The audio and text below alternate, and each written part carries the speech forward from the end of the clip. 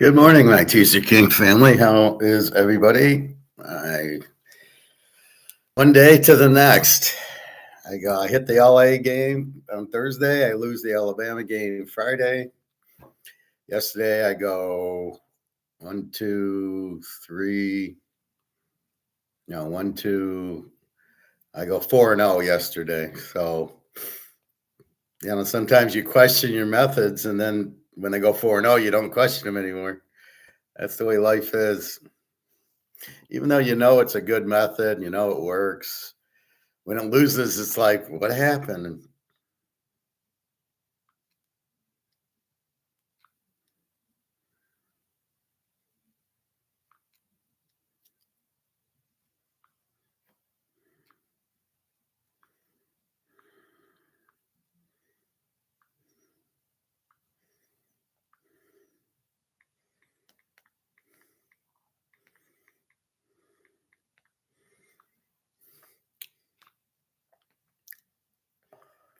So let's review.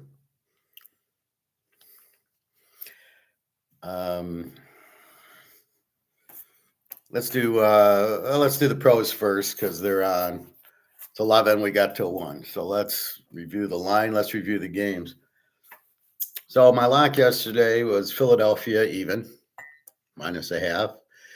They wake up and win 29-18. Thank God. They're down 10-7. I'm like, are you fucking kidding me? And I was at the pool, so I watched the second half. And when I watched the win, 29-18, they looked like a real team. And then we got big help when Josh Johnson, who couldn't play in the Big Ten, takes over for Mariota. And that was it. And they just nailed them. So 29-18 Philly, and it was a lock because they needed the game. And they're laying a half a point, 1 point, very little. And again, I don't wait till the game now to bet the game. Once I see the game and I like it, I bet it. That's why I don't like this closing line value. I'm not waiting for the line to close. I'm not waiting today to bet. I mean, you got to be kidding me. Only an idiot would do that. So that was first half of the lock. And I also had them with Oregon, which made us sweat a little. Not really. They score with a minute left. Oregon basically pulled. They were playing third and fourth stringers. This guy, like, this was a fix. Obviously, Oregon game was a fix. We'll talk about in a minute. Green Bay, Chicago. That was our free play. That was also a lock with. It was a lock with the Philadelphia. So that was the lock, Philly and Chicago. I had done that when Chicago was 8.5 dog. Watching the game, I have no idea. I'm okay that we won with the 7.5 because they kept kicking field goals into a 30-mile-an-hour wind, which I couldn't believe. But how the Bears won, I have no idea. I did call the Jacobs fumble at the goal line. I said, we need a turnover. We need a turnover. And sure as shit, he fumbles the ball. How it was close, I don't know. That's why I don't like Jordan Love. There's no way it should have been 16. They should have been in the mid-20s. The coach, again, goes on fourth down like an idiot.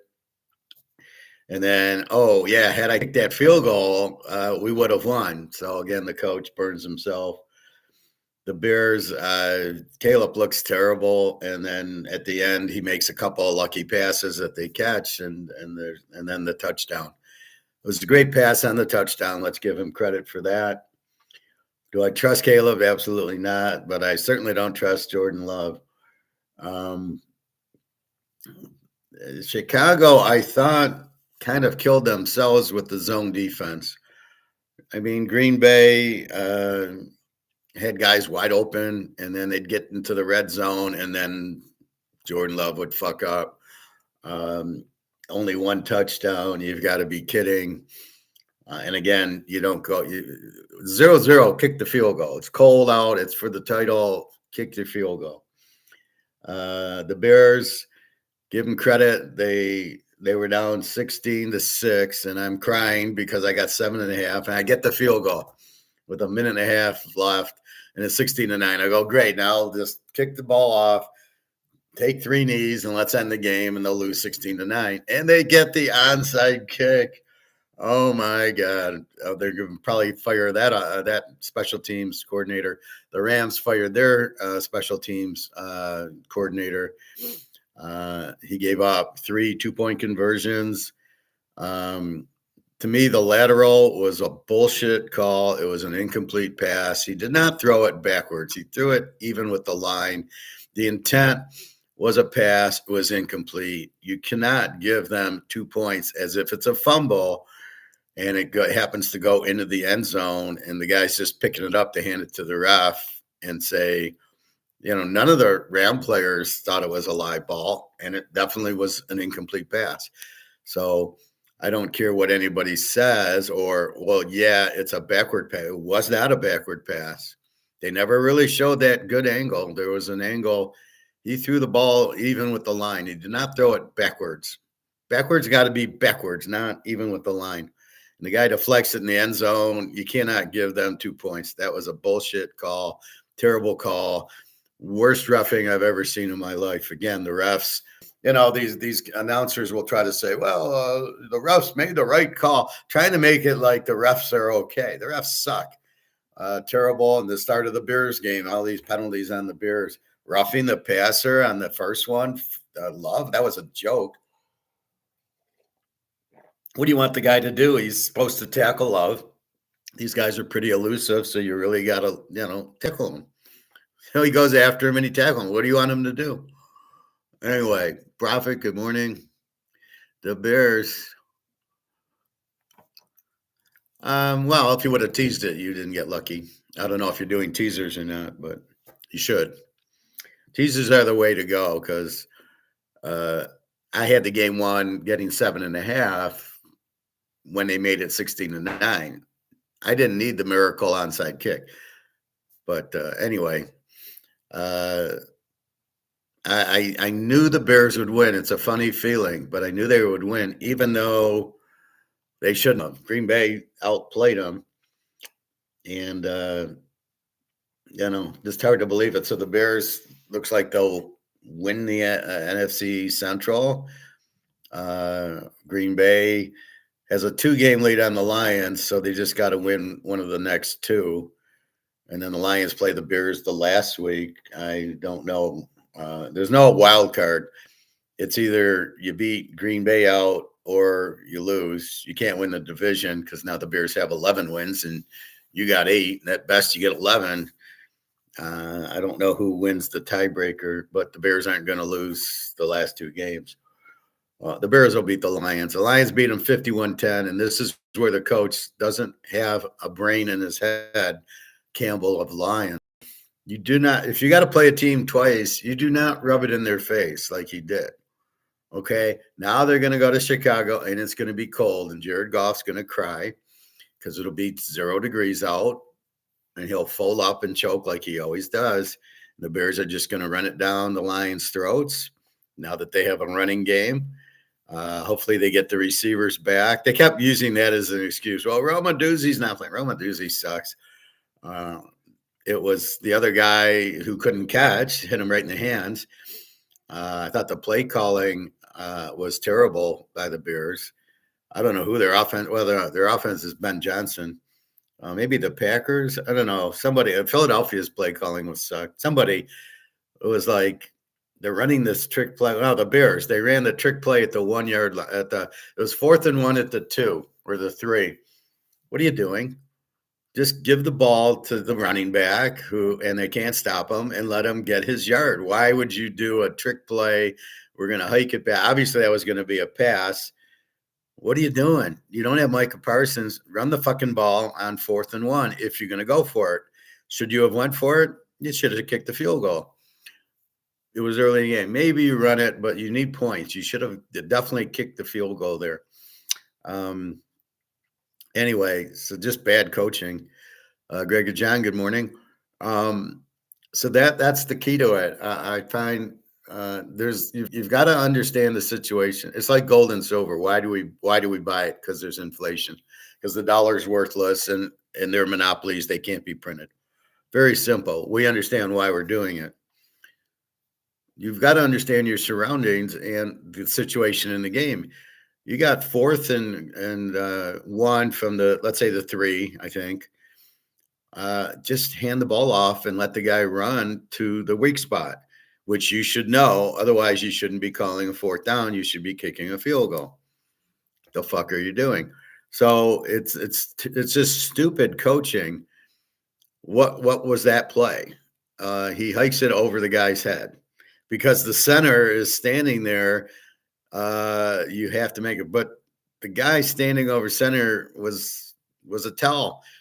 Because in that, you're going to push it, and you're going to have two guys behind him pushing it.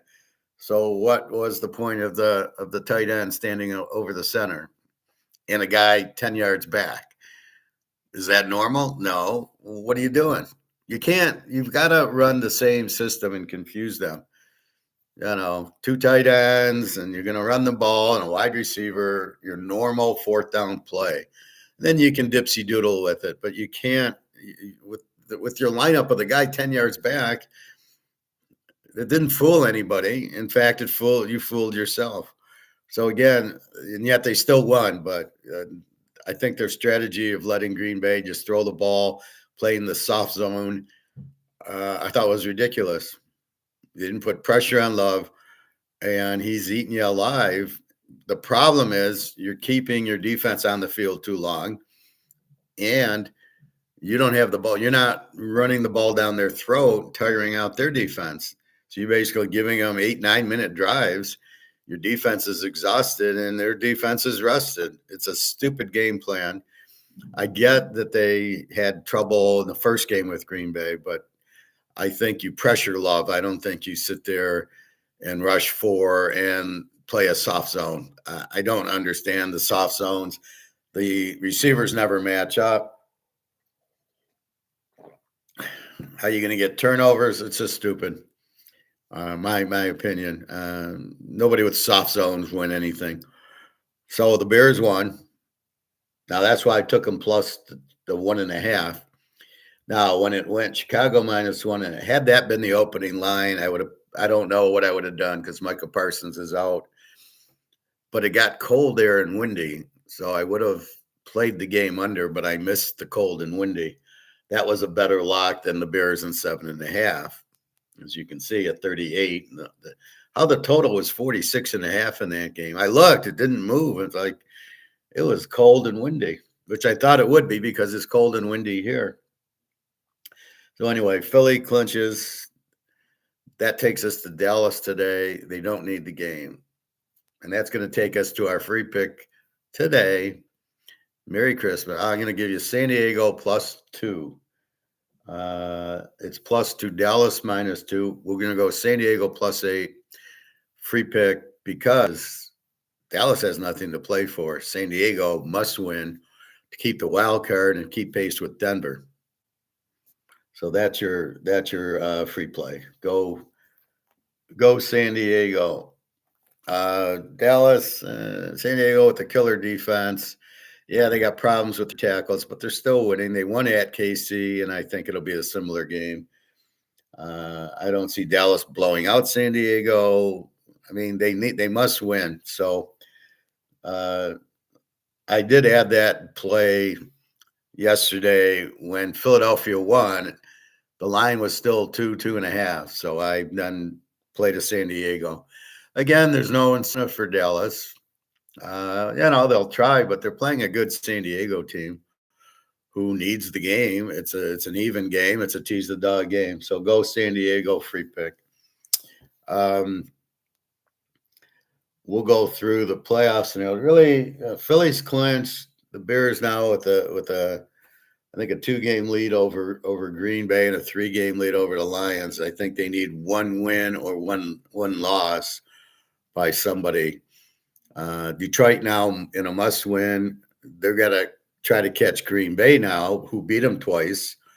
So and they got the tie. So they're like 2 games behind, I believe, with 3 to go. So they're in a must-win game, but so is Pittsburgh. So let's go through the line and we'll go through the analogies. Tampa Bay, 345. This is a playoff game.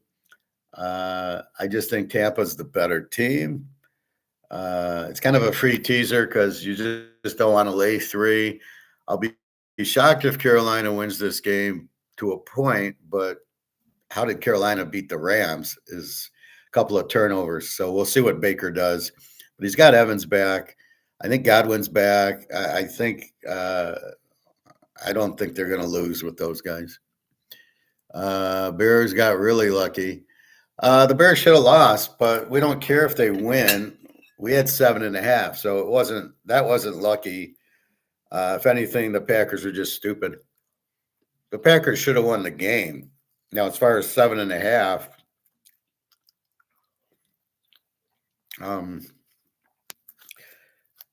we did kick. We got the field. They both kicked field goals into this nasty win yesterday. But no, I think Green Bay was stupid. And you got to give the Bears credit for that. That long touchdown to DK Moore or RJ Moore, DJ Moore, whatever his name is. It was a good pass and a good catch. So they didn't really get lucky. They got lucky on the onside kick. But we already had the game won. We had 7.5. At least I did. But yeah, that's part of it. And stupid coaching. There's no substitute for stupid coaching, and Green Bay's probably got the dumbest coach. Oh, the Lions coach is pretty stupid too. All right, so this is a playoff game, Tampa, Carolina. The winners should probably win. There's 3 games left. There'll be 2, and somebody will have a lead. So we'll see. Minnesota 2.5, 42. Not really sure why this line would go down. Who in the hell would bet the Giants? As far as I know, it's JJ against Dart, but we can check that. I don't see anything else. The JETSs go against New Orleans. New Orleans 6.5, 40.5. That's probably because Cook. So New Orleans has a good defense, 18 defense.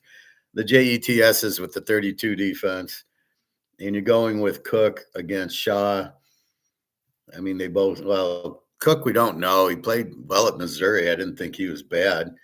He's definitely should have been in there ahead of Fields. I mean, what are you still in love with Fields for? And Shaw, play against New Orleans 11-2, play against the JETSs 12-2. I think this is a big line, 6 with Taylor Shaw. But the Jets are terrible. But Brady Cook might be okay. We got to see him. Cincinnati goes to Miami. Cincinnati 3.5, 48. I assume it's 3.5 because T. Higgins isn't playing. Who gives a shit? As long as we've got Burrow and we've got we've got Burrow and we got Chase. That's all I care about. And by the way, Miami's starting Ewers. Are you fucking kidding me? Joe Burrow, after playing like shit last week, he's going to throw for 4 touchdowns easily. Why is he playing? Well, this is why. They're not going to lose this game. And he'll have a big day with Chase. Miami has no defense. Miami's got a 16, but it's a fake defense. And Cincy with the 28, but it's getting better. I don't know. I don't think Hutchinson's playing, but I'm not sure. He wasn't on the injury report, but it might be one of these IRs where he's out. KC 337.5. What do you do with this team now with Minshew? A lot of KC players are sitting out. I read yesterday it was like 6, 7 KC players. Tennessee doesn't have any players to sit out that are any good. Tennessee's the Z team with the 27 and Ward against Minshew. What do you do here? I think KC wins because Tennessee's so bad. I think the backups are excited to play. And Minshew, he's fine. I don't, he's no Mahomes, but he's much better than Cam Ward. So I don't know. It's a tough one here. 37.5 total. I got a feeling it'll go over that, but I'm not really going to play this game. If I did, I'd probably take KC plus the 3. Is Burrow a free agent at the end of the season? I don't believe so. No, he just updated his contract. He's one of these $40-50 million guys, and he signed with Chase and Higgins this year. So, no, he's not a free agent. You think Burrow wants out of Cincy? Well, I think he's frustrated that he's not winning a Super Bowl. Where would he go? Cleveland? The JETSs in his career. I don't know. What are you going to do with him? If I'm Cincy, I'm not letting him go. Why would I? It's like having Sandy Koufax. You're not going to trade him. So he might want out. He might be saying that, but they're not letting him go. He's him and Chase. That's it. And they just signed Chase and Higgins. They need Burrow. Who are they going to get? Fields? I mean, no, he's not going anywhere. Andrew, any locks today? Teaserking, yes, sir, Andrew. I do. I posted a lock. I had a lock yesterday. The Philly beer was my lock yesterday, and I posted a lock today. It was already out there. I just locked it. So sometimes you'll see the play, and then I repost it as a lock because I can't just edit it to a lock. So I just replay it. But yeah, it was already out there. I just made it into a lock after what happened yesterday. Yeah, I love this lock today. All right, San Diego, Dallas, 250.5. Dallas is gone now. Nothing to play for. San Diego is trying to catch Denver and secure the wild card. They're with Buffalo and looks like Houston. So those probably will be the 3 wild cards. So it'll be New England, Buffalo, Pitt, and then it'll be Jacksonville and Houston, maybe Indy, and then it'll be Denver and San Diego. So San Diego still trying to catch Denver. So as far as I can see, they're a live dog today with Dallas now out. So Dallas has nothing to play for, and they're not good anyway. So there you go. Buffalo goes to Cleveland. Buffalo 10-40.5. A note here: this was 42. Is very cold, very windy here. So you're getting the same weather you got in Green Bay, Chicago yesterday. So I added a play here. Buffalo needs the win to try to catch New England. New England plays at night, so Buffalo's free there. And then you've got this cold and wind in Cleveland. I'm sure Prime will cry. He'll be wearing a coat and gloves while he plays. Atlanta, Arizona, Atlanta 348. What can I say? Arizona stinks, 3-11. Atlanta, very good team, terrible coach, and then Kirk Cousins, who's starting to play a little better. I think he's playing for his job, not this year, not even in Atlanta, but try to go somewhere else. God knows these other teams need a decent quarterback. Maybe he'll go back to Minnesota. So Arizona is the team with the 34 defense, and Atlanta a W. And they don't score, and their defense is pretty good, 27.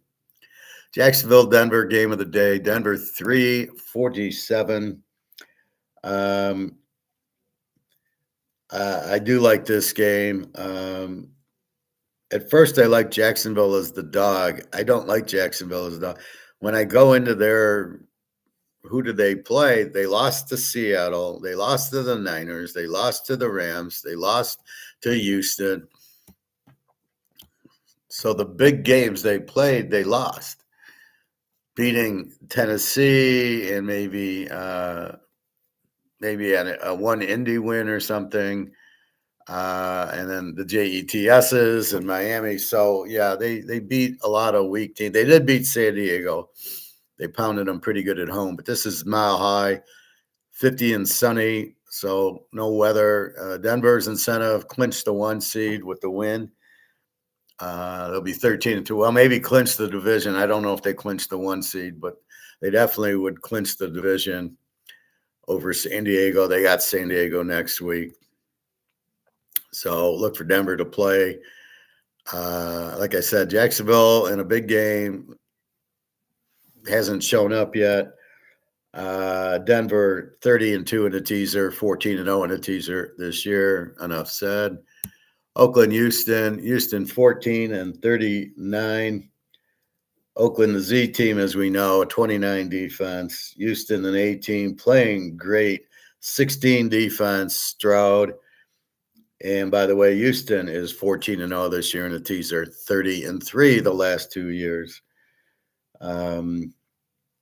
Houston's just playing great ball, but see, you like it because they're going to bring in the defense. They're probably not going to do what Oregon does, and when they have a 30-0 lead, bring in the third string. I couldn't believe Oregon did that yesterday. Well, we'll get to that. Pitt goes to Detroit. Detroit 7.5, 52. Nothing's changed for Detroit. They needed to win. Somebody was going to lose the Green Bay Chicago game.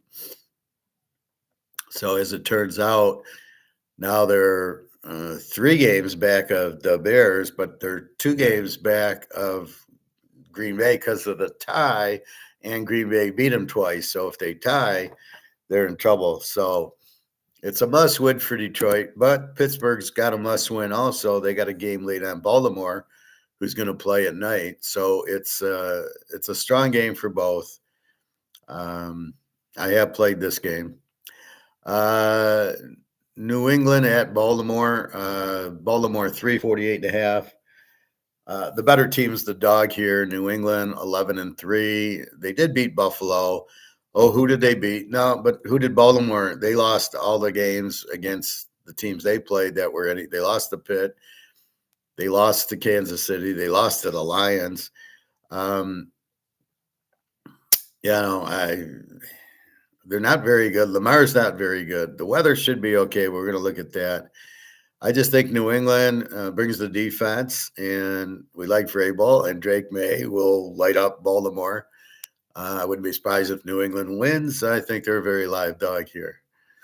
And the Niners at Indy, the Niners 5.5, 46, and it's Purdy against Rivers. Enough said there. The Niners are 5-0 as a road favorite. So again, we have to see what's there, but the Niners will have to win because LA and Seattle already played. So their best bet is to catch Seattle, which they play, I believe, next week. They've already played their 2 with the Rams. What do you do with Indy? They got Phillip Rivers. So, he did good at Seattle with the good defense that Seattle has. Almost won there. They're at home.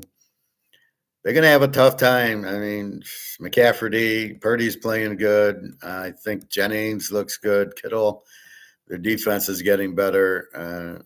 The Niners need the game. Indy needs it also because if Jacksonville loses to Denver, Jacksonville's 10-4, Houston 9-5. Now, Houston's not losing to Oakland.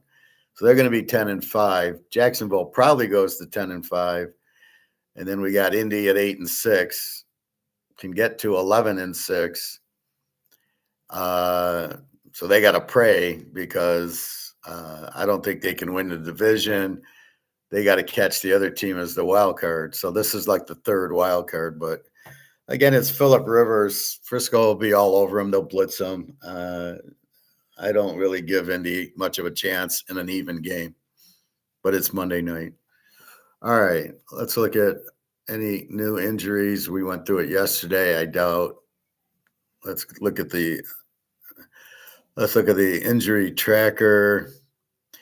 Rice is out. T. Higgins is going to play at Cincy. So what the fuck did that line go down for? Interesting. We know Minshew in for Mahomes. Rice is out. Yeah, let's just get to the players. So T. Higgins is in today. We know T.J. Watt's out. Tampa Bay, no injuries. Carolina, defensive tackle and a linebacker. So look at Tampa. Evans is playing. Godwin's playing. They want the game. They're the better team. Only laying 3. Carolina, not bad. Beat the Rams at home. It was mostly a fluke. It was mostly the Rams didn't care. They had to fly across country, and Stafford threw 2 interceptions. Will Baker throw 2 interceptions? I doubt it. But the intensity of Tampa, this is to win the thing, and Baker's been in the playoffs before. Carolina's not good. They just have the weak schedule, and that's what you got to look at. So I think Tampa wins this game. Minnesota, tackle Durisaw out, Hargrave out, tight end out, and running back Chandler out. So nobody important. The Giants, a guard, linebacker Thibodeau is the only guy we'll recognize. Defensive tackle, wide receiver. Bo Collins. Has anybody heard of Bo Collins for the Giants? Oh, my God. Where do they find these guys? The Jets, a tight end out, defensive lineman, and a linebacker out. Never heard of them. Which is why they suck, because they got bad players. Teams with good players win. Joe Montana won. Roger Staubach. Bradshaw, well, it's more Franco and Lynn Swan. Emmett and Michael Irvin, Brady. That's when you win. Now it's Mahomes. You don't win with no good players. At the end of the day, the good player will beat out the bad player. And that's what I'm synopsing is who's good and bad. So when I say Lamar stinks, I think he's bad. You want to bet on him, and he's going to let you down, cost you money. Well, that's not who we want to bet on. This is for money, not Lamar's good because he can run. All right, New Orleans, tackle and a guard are out, and Kamara's out. And yet they are still a 6-point favorite without Kamara and with Brady Cook. Cincinnati, Charlie Jones, the announcer from NBC in the 70s, is out. Noah Fant, the tight end's out, and some defensive end. They do not list Hendrickson. I assume he's out. Miami, Minka Fitzpatrick's out. Center's out. That's it. So you've got Joe Burrow, Chase, and Higgins against Minka Fitzpatrick. Yeah, good luck there, Miami. Kansas City, wow, 1, 2, 3, 4, 5, 6, 7, 8, 9 guys out. So be careful betting KC against Tennessee. McDuffie, the all-pro cornerbacks out. Tackle Moore and Taylor are out. Rashid Rice is out. Jake Bringingstool, let's see, the fourth-string tight end.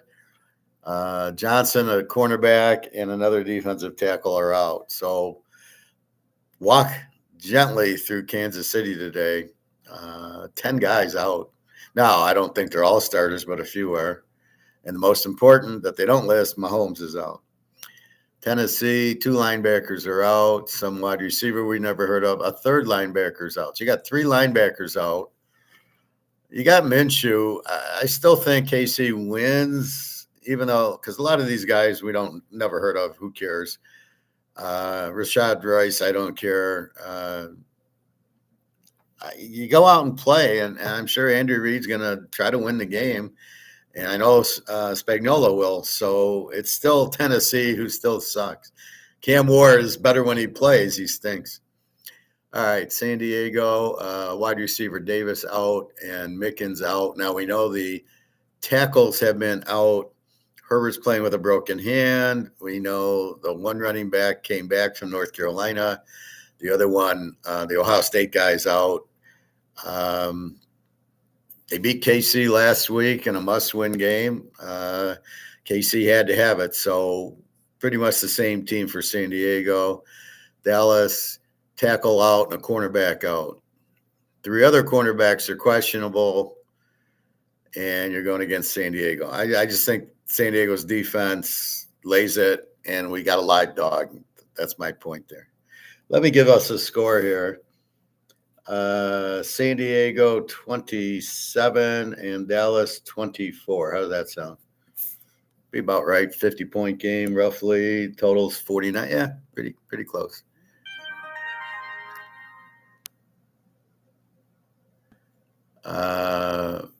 Buffalo.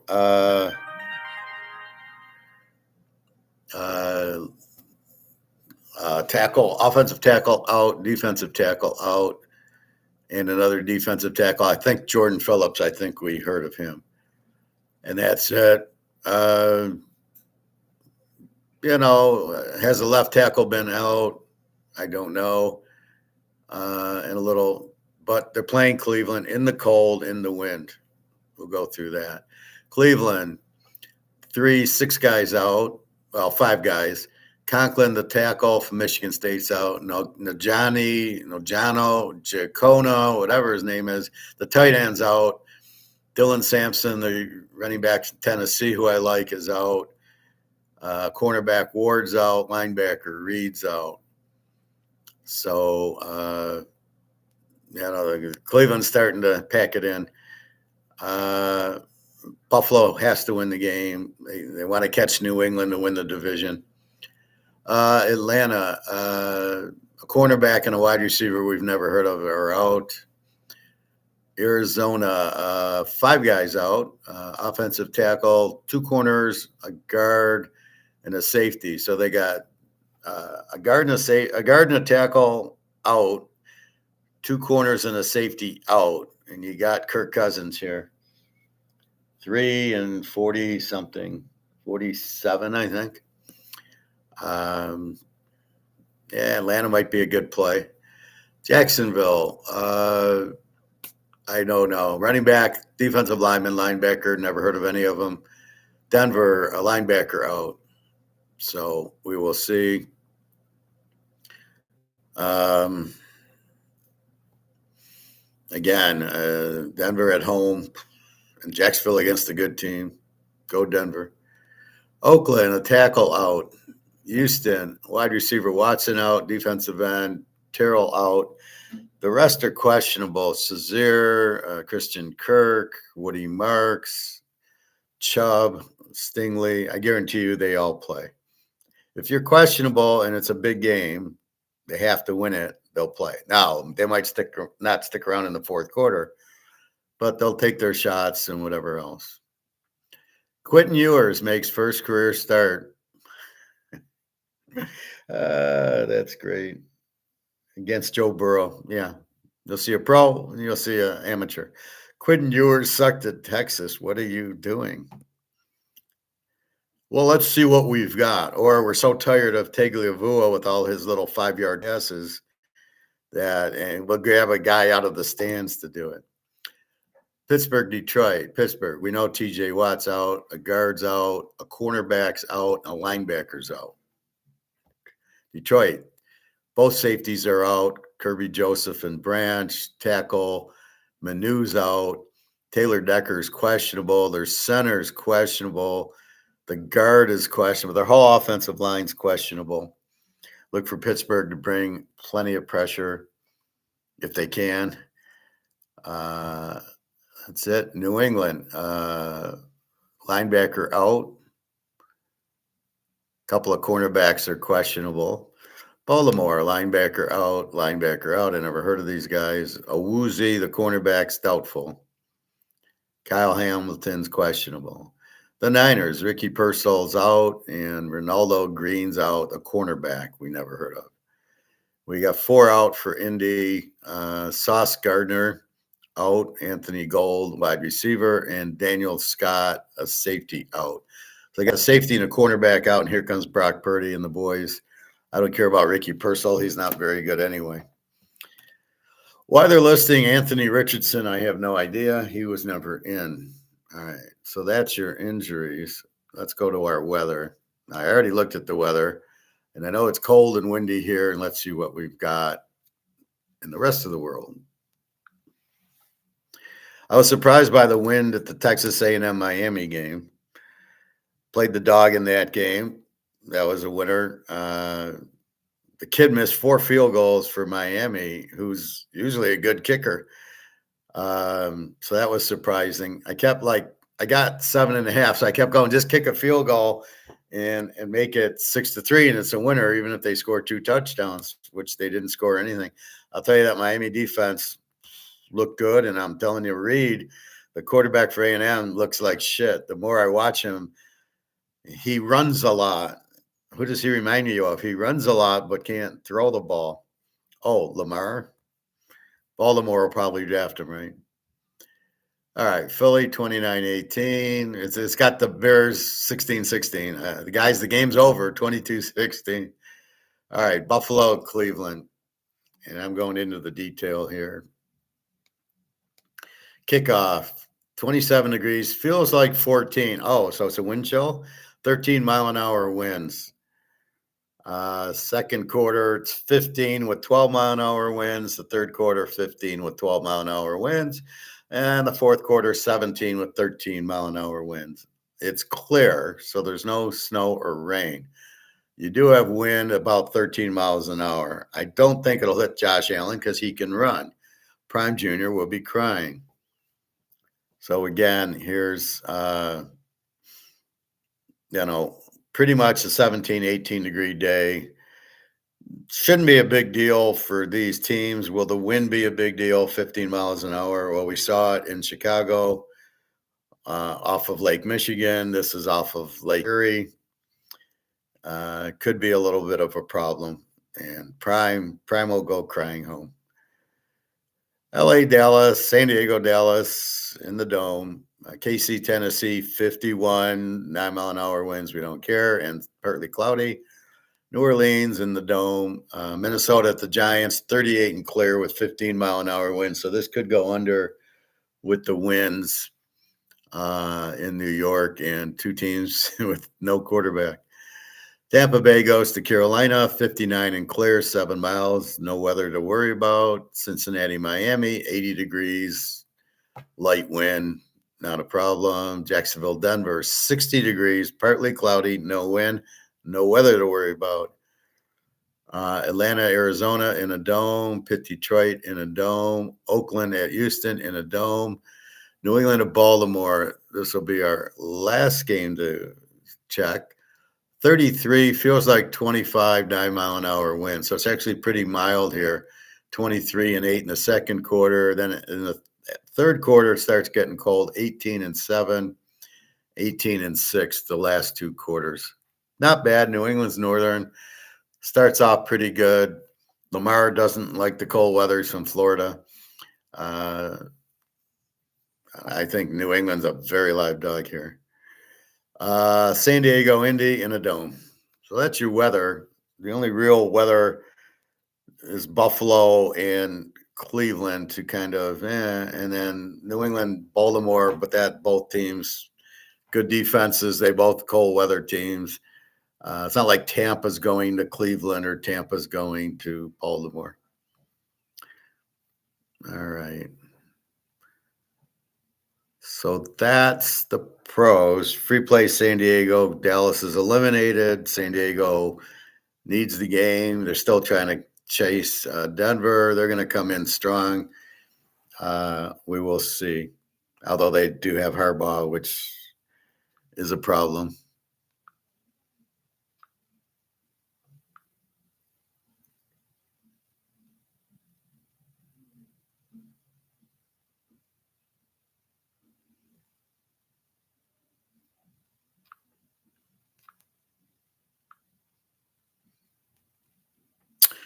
All right. So let's recap college yesterday.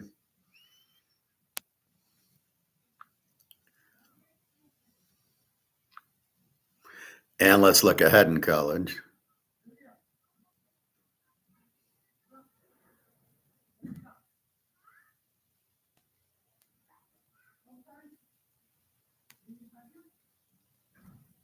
Okay. I don't even need to look at that. I already wrote everything in. So free play San Diego. Free play yesterday was the Bears. The lock yesterday was Philly and the Bears. One lock going today, which absolutely love it. And that's about it. So you've got the teaser trends. Denver 14-0, Houston 14-0 this year. New England, I think, is 13-1. Burrow after throwing 3 picks against the weak Miami defense. New England, Baltimore, interesting game. Denver, Jacksonville, interesting game. That's what we've got. So let's go to college playoff yesterday. Can somebody explain what the fuck Oregon was doing? Fortunately, we played teasers, or we would have been backdoored. Was that game fixed? Absolutely.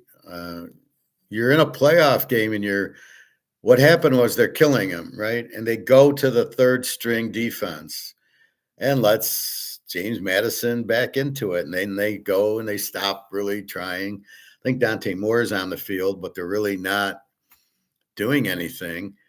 And they're just trying to run the clock. And James Madison gets the ball, and they're scoring all these touchdowns because the third string's out there. And then they get backdoored with a minute left, 51-34. They win by 17, Lane 20.5. In a teaser, we win minus 14.5. I had them with Philadelphia, and I had them with the Miami Hurricanes. So I won with both of them, but I didn't understand why the game was taking so long. I mean, I thought it started at 8, 11:15. I'm looking, and it's like 10 minutes left in the game. I'm like, what the fuck? And then it finally, it ended after the Packer game in overtime. So I see James Madison scored to make it 51-34, and I start sweating. And then I look, there's a minute left, and Oregon recovered the onside kick, and okay, they took a knee. So again, why do we play the teasers? To win money. If you played Oregon, you would have got fucked. That was a fixed game. All right. 51-34. How are you giving up 34 to James Madison? Are you fucking kidding me? That's ridiculous. Ole Miss 41-10 over Tulane. That's what Oregon should have done. You don't fuck around in a playoff game. 41-10. This is where I have a problem with the coach. If it's Indiana, no, if it's Ohio State, they know what the spread is, right? He covers. But Oregon coach is misguided into not thinking there's a point spread, not thinking people are betting on Oregon. This is the problem. So fixed game Oregon. We'll get them back in the next week. Ole Miss 41-10. I didn't play the game. I didn't know what to do with the game. I thought about over, which they got 51, and the over was 56. In a teaser, we barely make it. But I didn't think Tulane would score much, and I didn't know what Ole Miss would do. So they jumped on them and won 41-10. So again, because the coaches were gone, it was a very hard play to really know what to do with Ole Miss. So I just let that go. Miami, Tampa, I had Miami, tease the dog. Tampa Bay 3-49. I take Miami in 9. Never worried. Just unbelievable. Miami, what a defense, 10-3. To hold A&M to 3, and Miami had a 13 defense, which I questioned, and now I'm not questioning anymore. And then we saw, so I had Miami and Oregon, and I had Alabama under, and what was that? 38-28. What are you kidding me? How do you get a 66-point game on a point that was 41.5? Unbelievable. So there's always one in the bunch, and but yesterday we hit it. So it was Miami and Oregon W's. Now let's go down to the next round. Ka-ching. Ding. We got Miami of Florida and Ohio State, and I think it's in the Sugar Bowl or something. The Rose Bowl is Alabama, Indy.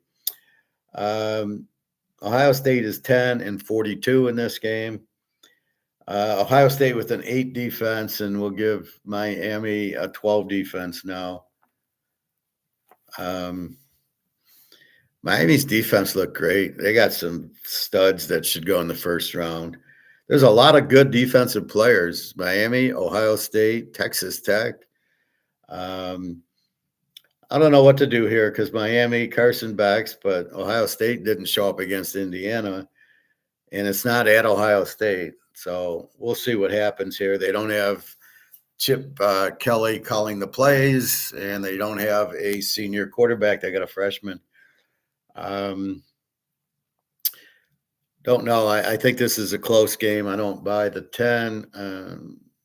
Miami's going to have trouble scoring, but the big problem yesterday was the wind. It was very windy in Texas versus being not too windy here. So I think they'll probably be in the Sugar Bowl would be my guess.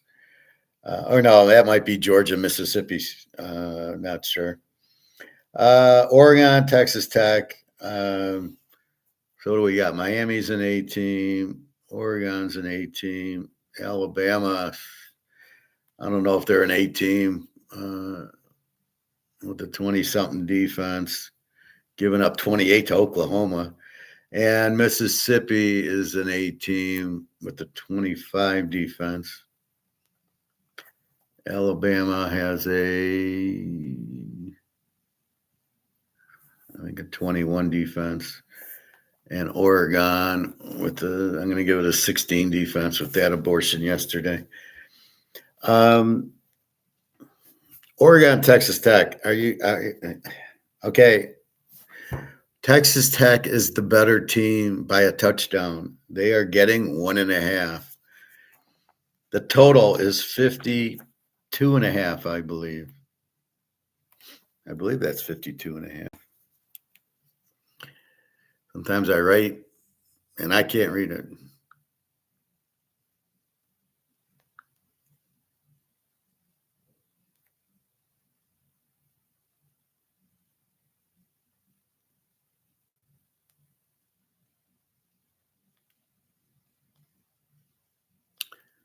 All right, let's double check this.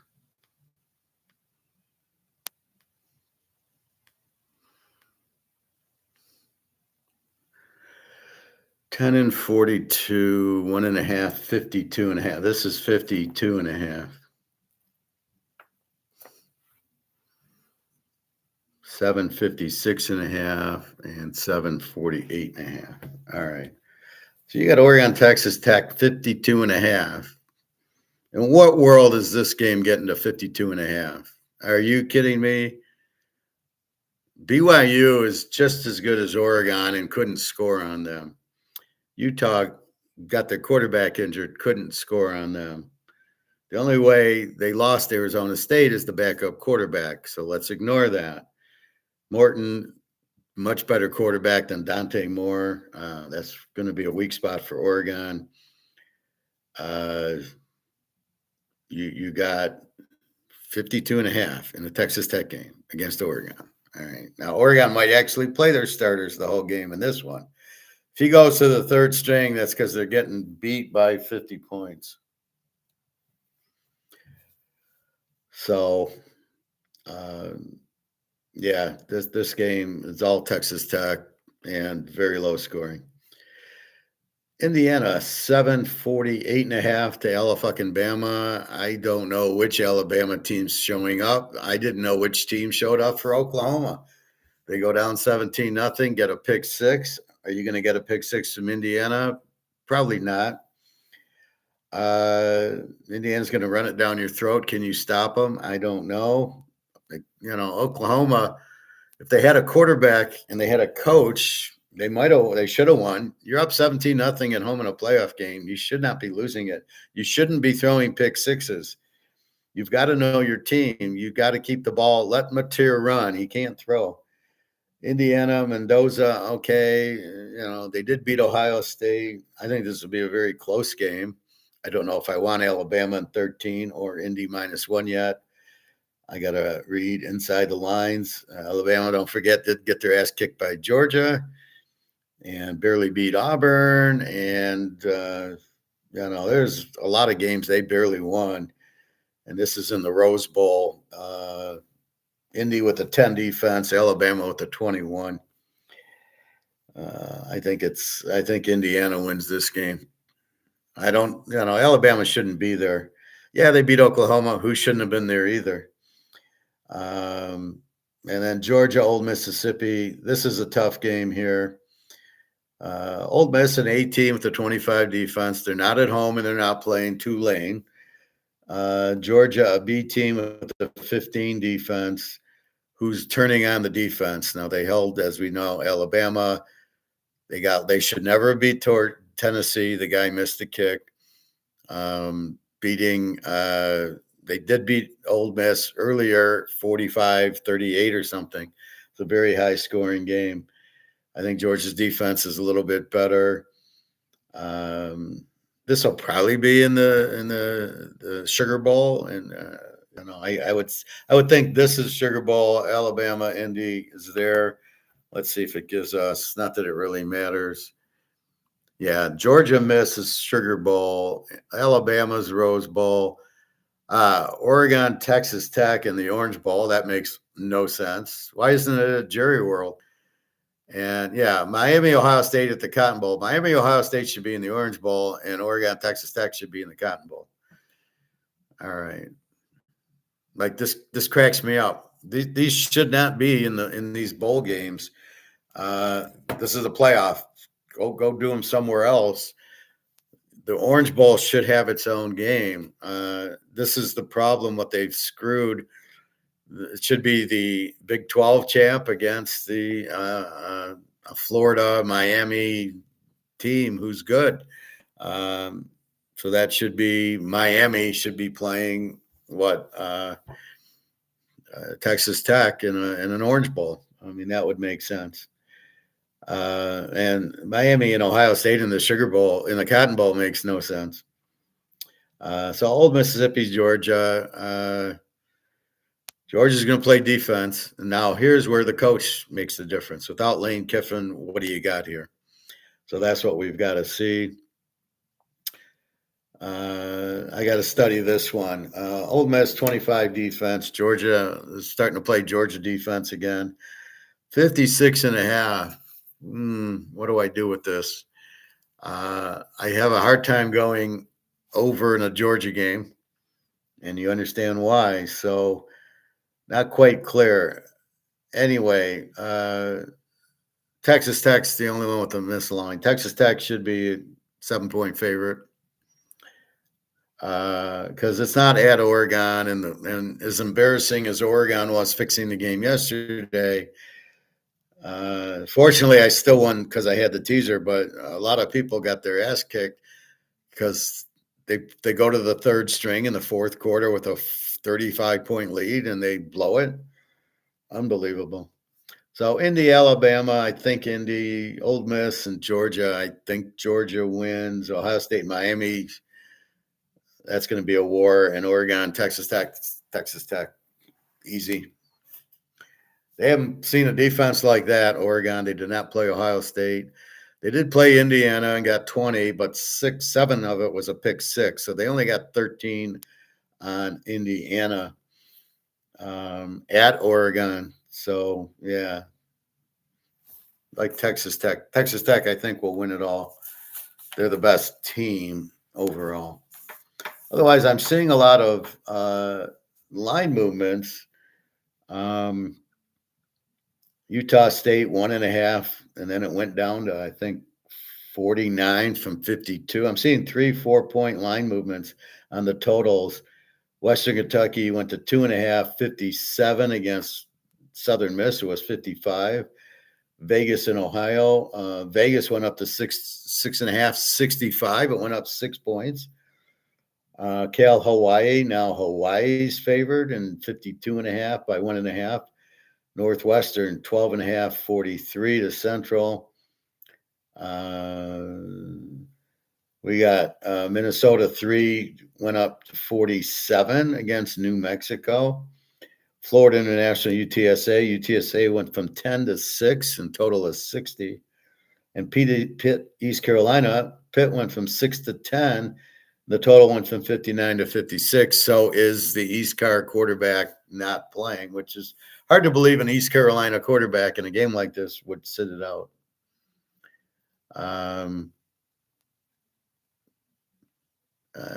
That's all I'll do for now. I don't want to get too much into the bowls. I'll talk about those tomorrow, and we'll recap the pros.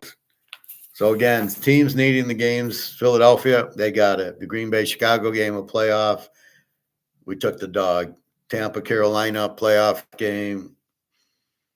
I think Tampa Bay wins, but I don't know because Carolina beat the Rams, so I got to respect that. You can't just be blind and ignorant and go, well, that doesn't matter. Well, it does matter, and Tampa's got a 30 defense, so we'll see.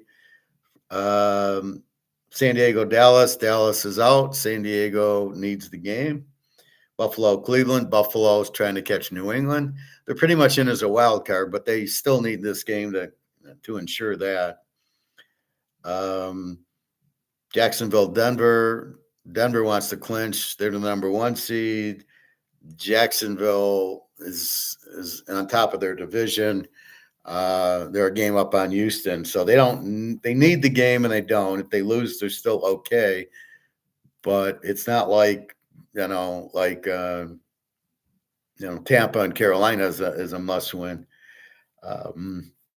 Oakland, Houston must win. They're a game behind Jacksonville. They need it. Pitt, Detroit, both teams must win. Pitt's trying to hold off Baltimore, and Detroit's trying to, get a miracle. And now they got to catch Green Bay, who's beaten them twice. So they have to win. They lose, they're out. New England, Baltimore. New England is trying to catch Denver for the 1 seed and hold off Buffalo. Baltimore is trying to catch Pittsburgh. So they both kind of are playing for something.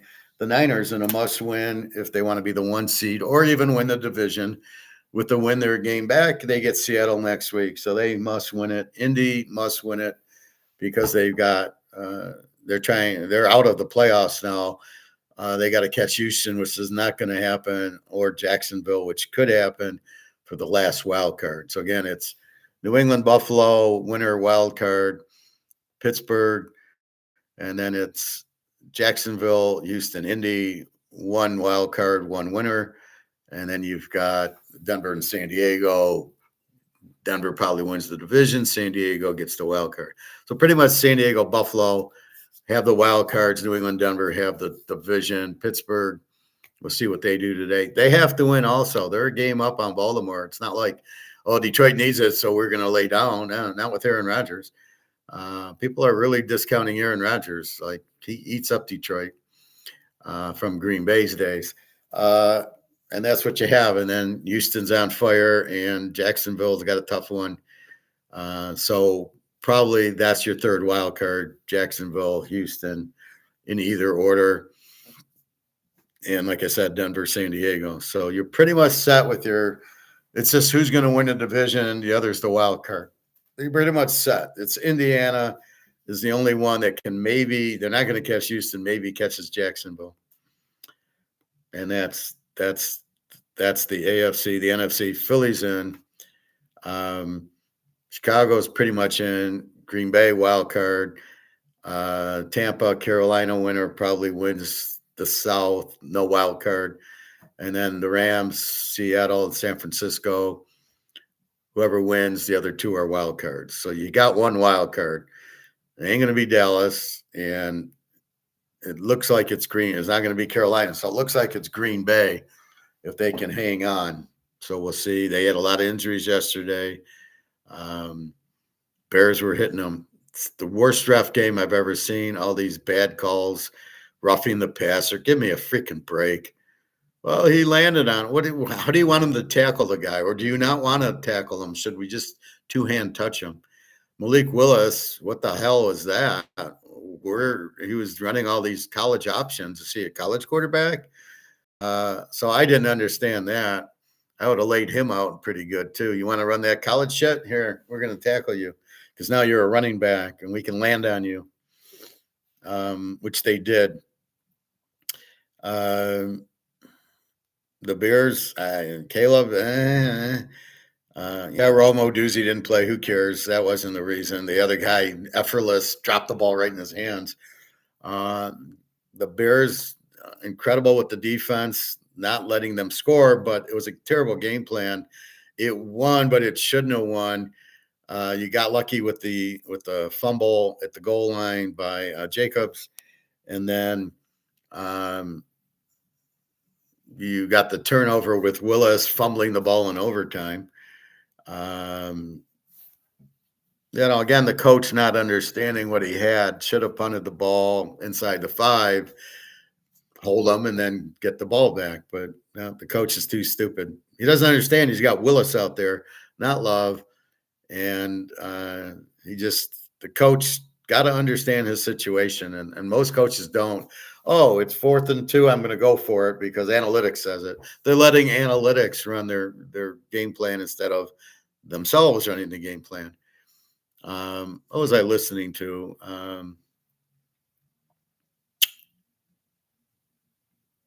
Somebody doing. Oh, I was listening to the game, the Texas A&M Miami game, and the announcer says, "Well, the A&M coach really doesn't know how to coach defense. What he does is he asks offensive coaches what they don't like, and that's how I design my defense." That's a big problem because the problem I have with that is, yeah, we all know they don't like to be blitzed, but depends on who you ask and who's the quarterback. Tom Brady, you can blitz me all day. Joe Montana, Brady, Peyton Manning. Well, I don't know about him, but pretty much most of the guys. It depends who you talk to. You need your own defense. You have to come up and figure out a defense that works. Not, well, I'll ask offensive coaches. They're not going to tell you the truth. Number one, number two, none of them like blitzing. Doesn't mean you shouldn't blitz or you should blitz. He blitzes too often. You get a good quarterback, he'll pick you apart if you blitz him. So I thought that was that's my point.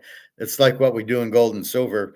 Well, I don't know. I ask people their opinion on it. Should I buy gold or silver or hold stocks or whatever?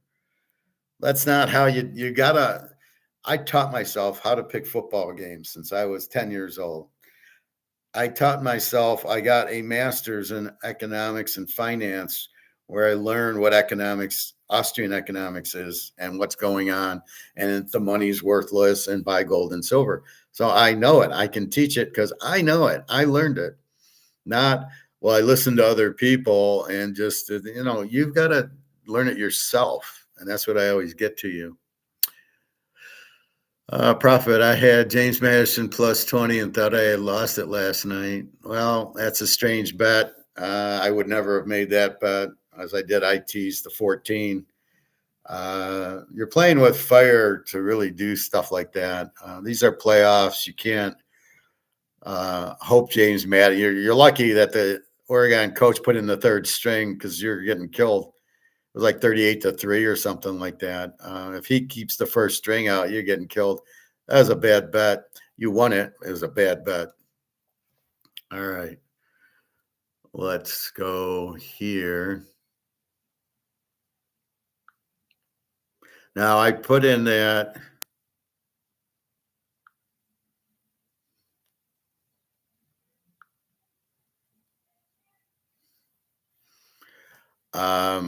I was watching Cayenne Pepper with our good doctor. Please obtain a sheet of. Okay. Barbara O'Neill, our doctor, and Sven, our other doctors. She's talking about cayenne peppers, cayenne peppers. Not a dog, but a pepper. And what she says is that you shouldn't use aspirin because they cause brain problems. And a cayenne pepper will heal you. It'll heal. It's like a blood thinner. So you don't want to be taking aspirin. And it'll heal like ulcers and stomach issues and feet issues. And it won't hurt you. It's a natural remedy. I put it in when I make omelets and when I even salads. I'll put in my Celtic salt and my cayenne pepper. Let me get it for you to show you what it looks like.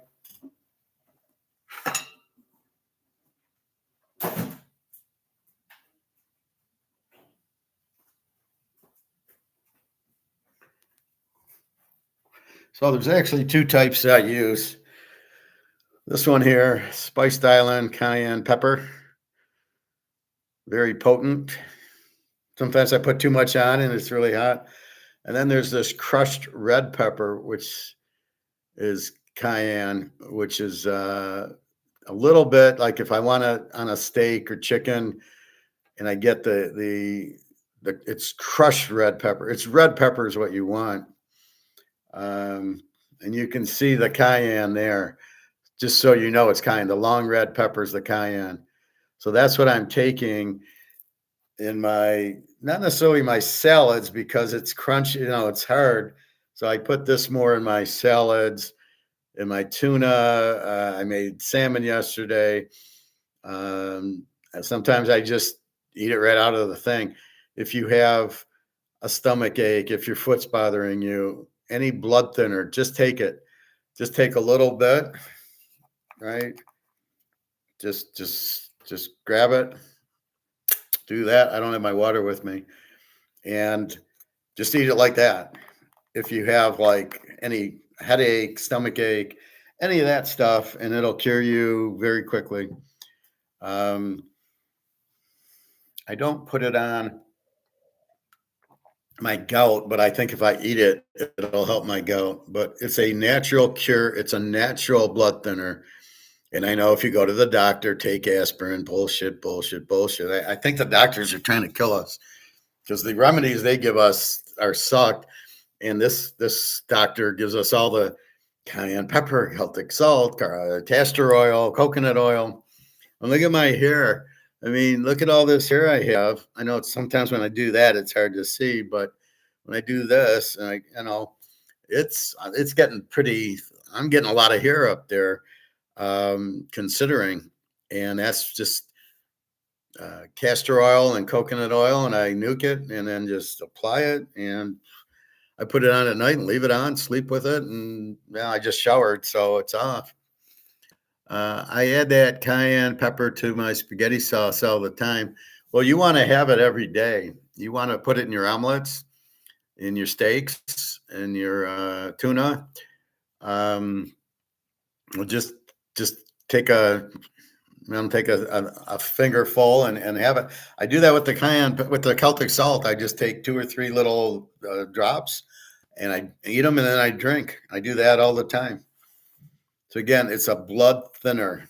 So let's listen to the good doctor. And more. But first, let's discuss cayenne pepper. Now we're going to have a look at cayenne pepper. This is my traveling pack. Cayenne pepper is not chili. Chili comes from the chili family, and cayenne pepper comes from the capsicum family.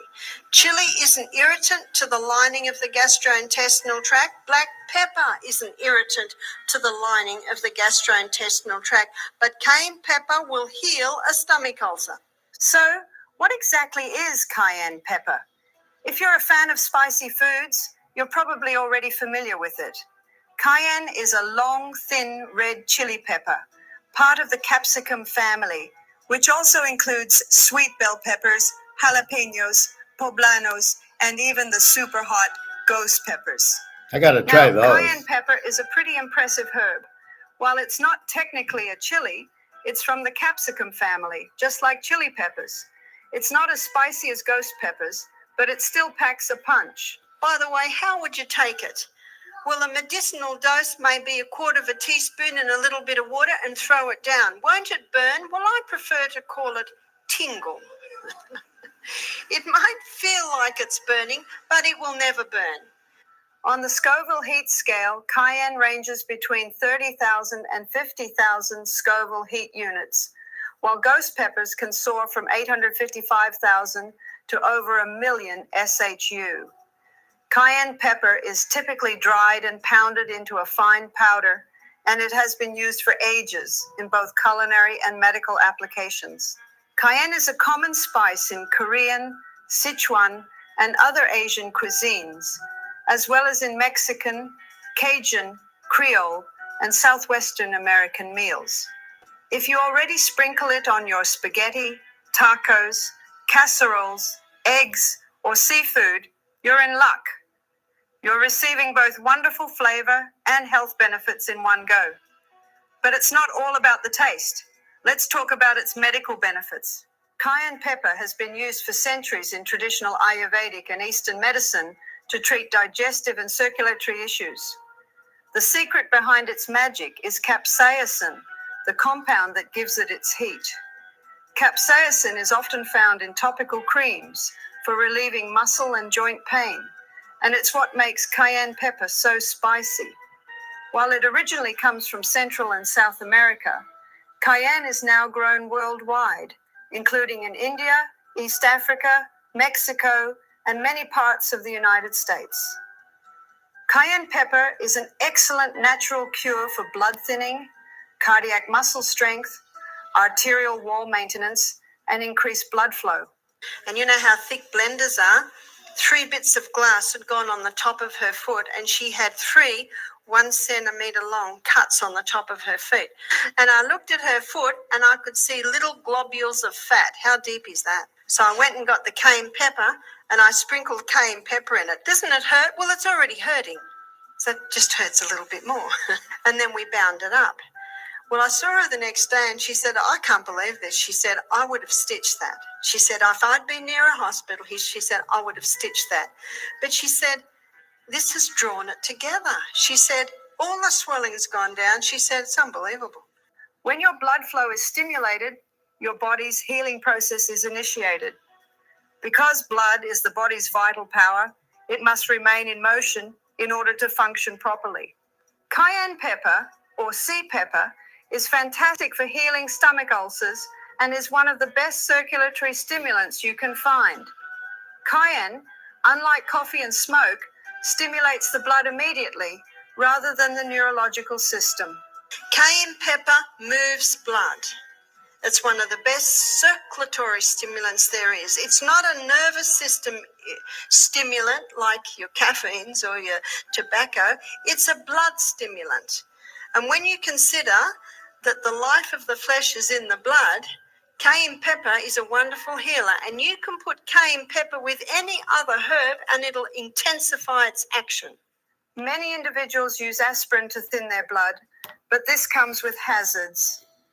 According to studies, taking low-dose aspirin might cause brain bleeds, stomach bleeding, gastrointestinal disorders, and even ocular hemorrhage. That is why cayenne is a much better and safer alternative. Cayenne is not only the finest natural blood thinner, but it also does not increase the risk of bleeding like some other options. While some people assume that hot or stimulating meals should be avoided, cayenne pepper actually aids in the healing process by increasing blood flow where it is required. Believe it or not, cayenne can even help heal a stomach ulcer. Cayenne pepper does even more. It's great for your digestive system too.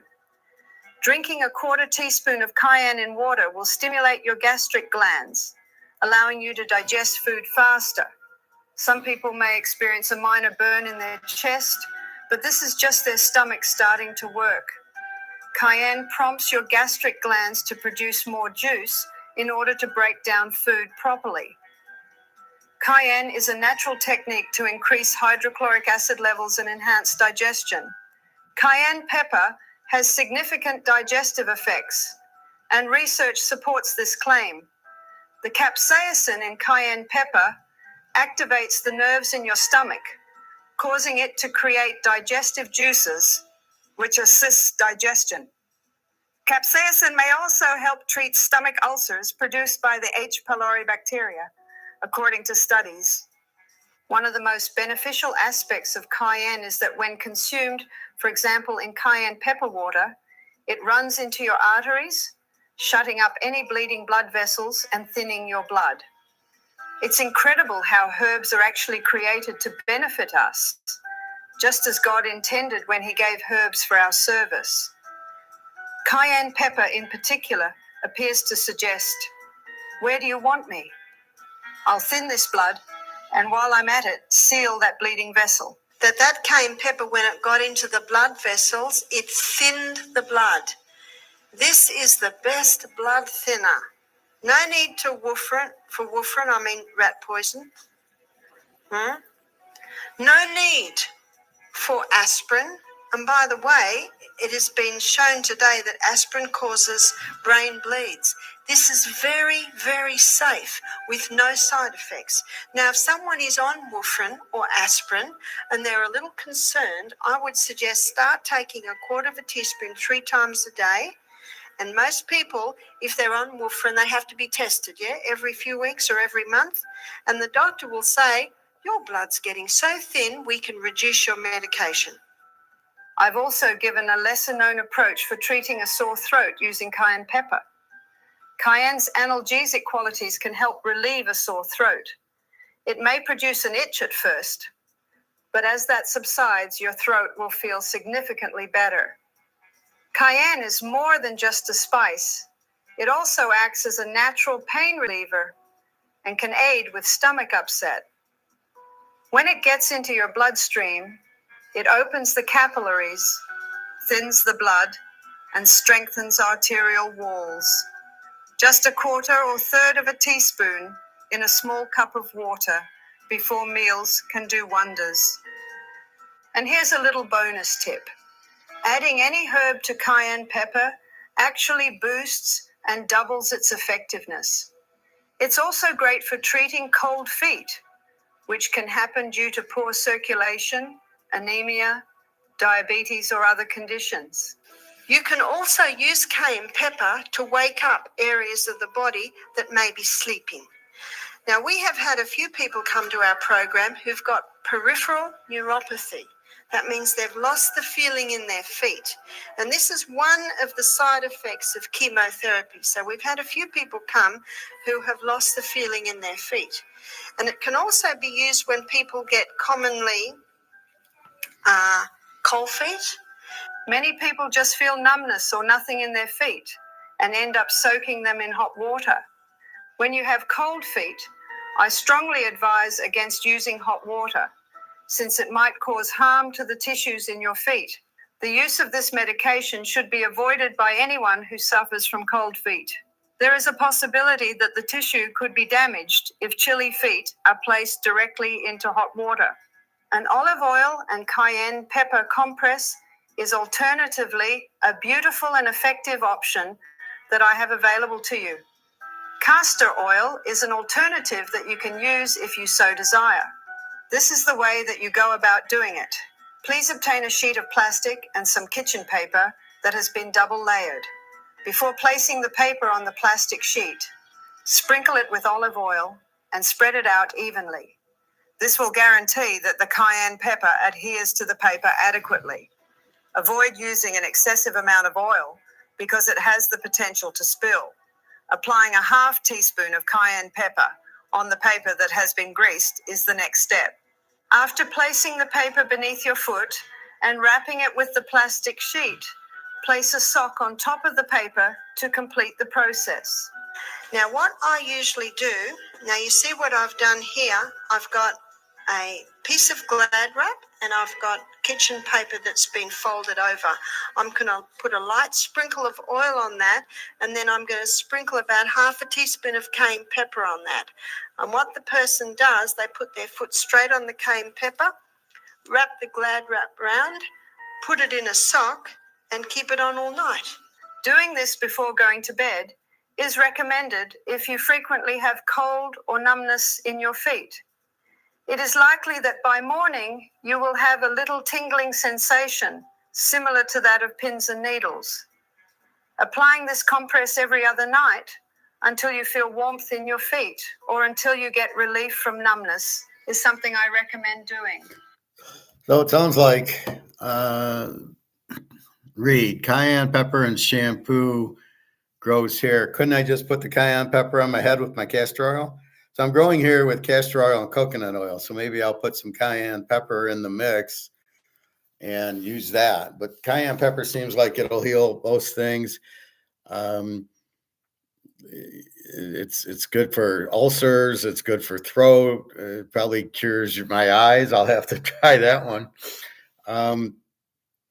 Get my 20/20 vision back.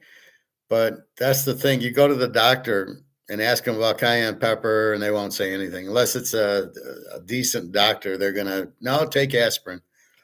I have friends who have diabetes, and I say just fast and get out of sugar and get out of high fructose corn syrup, and they won't do it. No, my doctor, and they got the patches on their body, and I just laugh. I go, yeah, you're gonna die soon. You don't understand what you're doing. Stop eating the sugar. Stop eating the high fructose corn syrup, and start fasting and losing weight. Otherwise, you're gonna die because those tabs with the with the insulin in them. The problem is the cell's full of sugar, and you got to empty the sugar out. That's why you drink a lot of water and you fast. Then it cures the cell, and then when you eat, it'll get the protein in there. That's why you eat protein, but the sugar's blocking it. So what good is a patch that's going to give you insulin? Where's the insulin going? Nowhere, because it can't go anywhere. Anyway, that's the doctor, Barbara O'Neill. I want to show you another video. I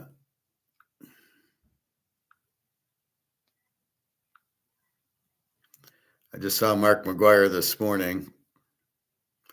Gold and silver skyrocket.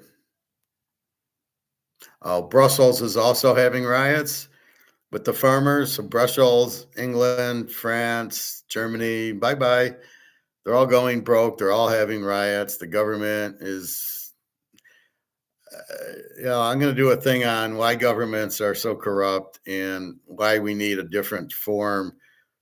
They're not leaders, right? Isn't the government supposed to lead you like a football coach? Could you imagine a corrupt football coach? Oh, like the Oregon coach who fucks you over and you don't cover and everybody betting on you loses. Just ridiculous. Now, I won in the teaser, but still, you don't blow a 35-3 lead because you're playing your third string in a playoff game when you're laying 20 points, and you got to know you're laying 20 points.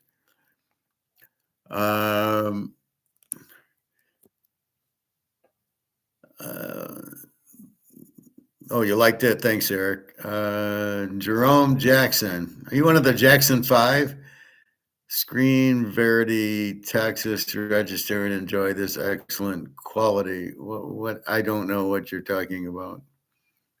Screen Verity, Text TV. I don't know, Jerome. Go back to the Jackson 5s. All right, here's gold and silver skyrocket. This is a short one with Alligator and the Australia chaps. Linen has a frequency of 5,000 hertz, okay? And why is that important? I'm going to tell you. Alistair, 12 months to this day, in Australian dollars, gold has risen 55% and silver 99%.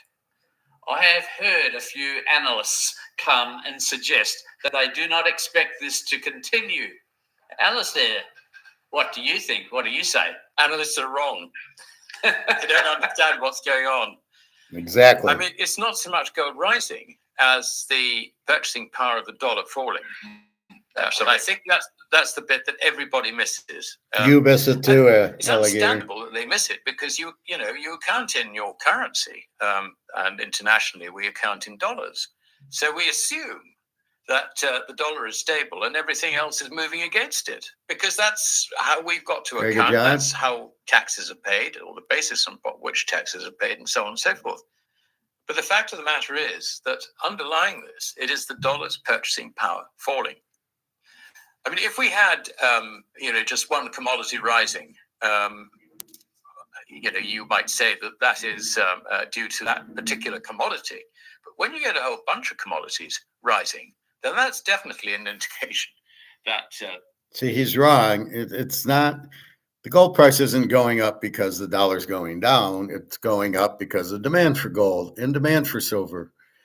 And the fact, like these analysts think it's going up and it's in a bubble and it's going to go down, they're idiots. Gold and silver will not. They're not going up over value. And it's not because the dollar's going down, which it's already lost 99% of its value. It's because everybody's running into gold and silver because they realize the dollar's worthless. So you have huge demand. It's not going to go down. Why would you think it's going to go down? It's the only lifeboat out there. Oh, let's get back on the Titanic, the analysts are saying. Well, you out of your mind? You have huge demand for gold and silver, aka BRICS, Africa, Brazil, everything else, because the dollar's worthless. So what are you going to do? Sell your gold and silver and get back into dollars? That's the stupidest thing you can do. So it puzzles me that Alligator doesn't understand this concept. He thinks it's the dollar going down. Well, and call it what it is, Alligator. It's the inflation. It's the dollars printed to death. It's worthless. So your only option is gold and silver. So why would the price go down? There's more demand to go into gold and silver, not to sell it to get back into the dollar or to buy stocks. You got to be out of your mind. So you don't want, if the game is to get out of dollars and go into gold and silver because you can't inflate them, why would you sell it? That's the answer, but he didn't answer it, right? He gave a bad answer. Purchasing power of the currency is declining. So I think that's the first thing which one's got to understand. It is also accelerating in its rate of decline for very good reasons. And you can see that the political class are very, very keen to get interest rates down. They are perpetuating the credit bubble. And that's going to burst at some time. And it'll probably burst by rising bond yields. What are rising bond yields? That's an indication that foreigners in particular, and also large domestic institutions, are taking the view that tomorrow's value of the dollar is going to be less than it is today. In other words, they need more compensation for the risk of holding bonds. So, which is why you go into gold and silver and why the value of the gold and silver is going up. Because that'll hold value because you can't inflate it, you can't print it, you can't counterfeit gold and silver. It's what comes out of the ground. I cannot fake this. It's either gold, as you can see, or pretty gold, or, I can't make fake gold. If I do, and I put a magnet to it and I see it's a magnet, I'm not buying it. So I'm only buying real gold and silver, but I can't print it. I can't counterfeit it, inflate it, anything. It's got to come out of the ground and I turn it into little coins or little bars and that's it. So that's the reason you're in gold and silver, because you're getting out of the dollar to go weaker. So I don't know what he's talking about with bonds. Why would you own a bond? You'll never get paid back. You own a U.S. T-bill. How are you going to get paid back? They got a $38 trillion going to $40 trillion debt. Oh yeah, let's pay Howard. Yeah, we owe Russia and China, but we'll pay Howard. Yeah, sure you will. In what? Crap money? the whole situation is one of escalating risk in fiat currencies, not just the dollar, but other fiat currencies, the G7 fiat currencies in particular. Every currency, that is moron. why the gold price appears to be rising. It is rising. I've said many times that people have said, well, the Bank of China is buying gold. No, they're selling the dollar. That is the key difference. And what are they doing with the dollar? Oh, buying gold. So don't say they're not buying gold. I hate when he does this. He sounds like an idiot. Understand that. A whole lot of other things fall into place. So gold is rising for a very good reason. We are going to get, and this is becoming clearer every day, we are going to get major inflation in 2026 and 2027. Dude, we already have it. He doesn't even know what inflation is. What the fuck's wrong with this guy? We have major inflation. The dollar's printed. It's worthless. That's what inflation is. And it is the gold price going up because of demand. People want it because they got to get out of the dollar. It's very simple. And he's confused. We're going to get major inflation. We have major inflation. What does he think's going on? The dollar's worth nothing, right? It's lost 99% of its value, but I'll call it 100. If it's lost all that value, where's it going? Well, we're going to have major inflation. We have major inflation. The dollar's worthless. What are you talking about? Again, I got to keep correcting this guy. It's just, I'll leave a comment when we're done, but he doesn't understand, but he wants to come across like he understands. And he doesn't even understand what inflation is. He doesn't understand gold's going up by demand. Everybody wanting gold because they're running away from the dollar. He'll say, well, they're selling dollars. Well, no, I'm buying gold with the dollars that are worthless. You know, it's like, well, I'm not really going to the grocery store to buy groceries. I'm selling dollars. Well, yeah, I'm selling dollars to buy groceries. This guy's really, really losing credibility. So therefore, gold is front running a situation, and it's going to continue to front run the situation unless you find that politicians get together the authority, if you like, from their electorates and their understanding of the situation to balance their budgets, get a surplus on their budgets, reduce government involvement in the underlying economy, and all those things in order to stabilize the falling purchasing power of their fiat currencies. There is no sign of that whatsoever. And if anything, once you print $150 trillion, I don't care what the government does, it's gone. You've printed it. You can't take it back. You've printed the dollars to zero. There's nothing that you can balance the budget, which they can't do. There's too much government spending. There's too much interest on the debt. There's too much defense contractors, Social Security, and Medicare, and then you got to pay for all the government employees. What the fuck's he talking about? Once you've printed it, it's gone. It's worthless. The only thing the government can do is come out with a gold-backed currency. That's the only thing that can save the currency, which they're too stupid to do, except for BRICS. Russia and China figured that out. India, Brazil, Saudi Arabia, they figured it out, but not in the US, not in the UK. They're too fucking stupid. What you're going to get is an acceleration of the production of fiat credit in order to rescue banking system from higher bond yields, investors in the stock market, derivatives. I mean, all the sort of counterparty risk things have got to be underwritten by the state because that's the course they're on. So you're going to get massive inflation of central bank currencies, both. I mean, it'll be mainly reflected through QE, which increases commercial banks' reserves at the central bank.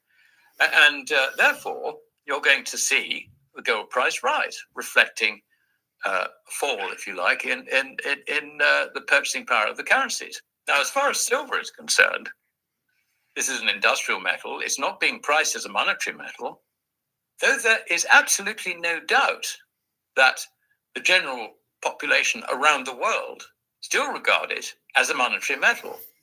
And therefore, okay, this guy's getting stupider and stupider. Silver's price fixed, right? JP Morgan's dumping paper options on it to keep the price down. So he's saying it's not priced as it's, you know, as money.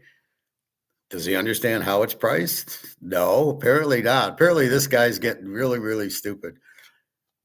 There's demand for gold. That's why gold price is up. It's not the dollar going down. It's the demand for gold, because we had gold at $1,500 and the dollar was going down, but there was no demand for it until BRICS came along. When BRICS came along and starts buying it, the price is $4,300 on its way to 10,000. That's because of the demand by BRICS, and they're buying it because they know it's the only lifeboat in the bucket is gold and silver, and they're buying gold and silver because of the massive inflation all over the world. Every country, this is inflation. This euro is worthless also, not just the dollar. This is worthless. That's worthless. The yen's worthless. The won's worthless. The ruble's worthless. It's all fucking worthless. Africa is now going, the whole Africa is going gold-backed currency with BRICS, with Latin America. So we'll be the only ones that have no money. So if you're not in gold, you're fucked. But it's going up because of demand, like any other product. If you have it, if all of a sudden the demand for cayenne pepper went through the roof after watching that video, and now it's $10 a jar, that's because of demand, not because the dollar's going down. This guy's a joke. It's far cheaper, and I put that in inverted commas, to buy silver, say at $60 or $70 an ounce, than gold at 4,500 an ounce. Really? It is the people's money, if you like, in that sense. They would regard it as that. And we're already seeing this in Asia, where, even though the silver price has sort of undergone a correction, I mean, there have been queues outside bullion shops in Singapore, for example, with people wanting to buy silver bars, silver coins, and all the rest of it. And that's going to continue, in my view. And I can't see anything to stop it. So as far as silver is concerned, you not only have a declining gold-silver ratio, Who but cares? with gold itself continuing to rise, and probably at a faster rate, then the potential for silver in terms of price is actually a lot more than people think. Well, so 2026 looks eventful. Says very. Okay, mates. All right, I gotta write a nasty comment.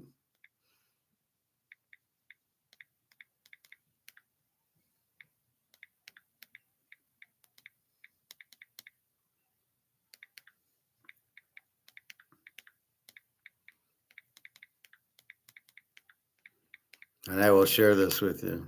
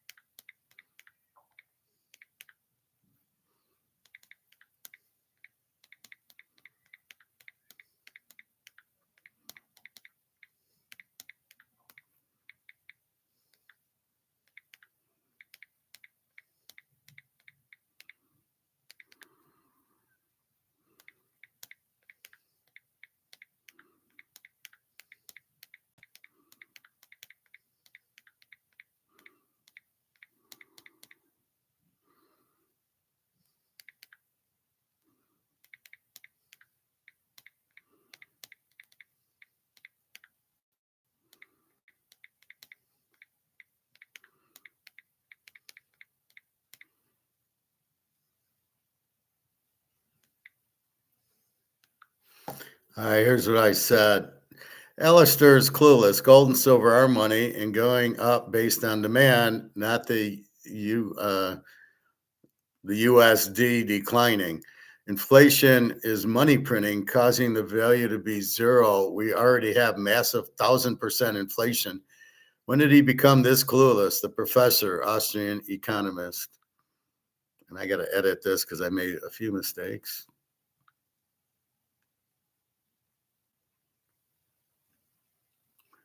USD.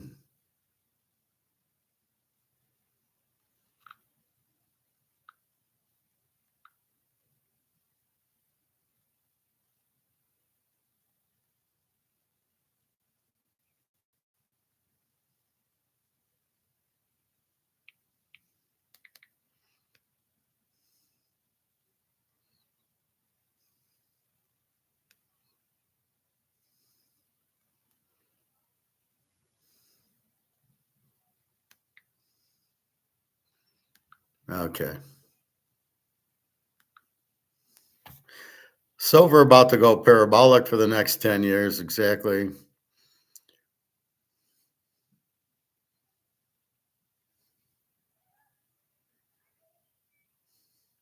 Here's a guy, Rob Murich from Kansas.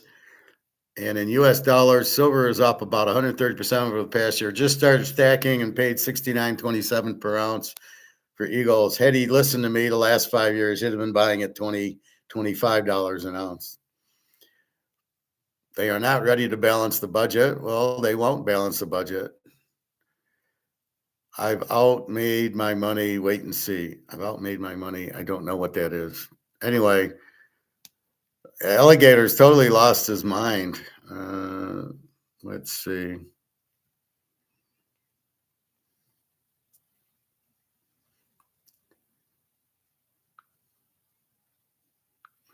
I think there might have been a few others.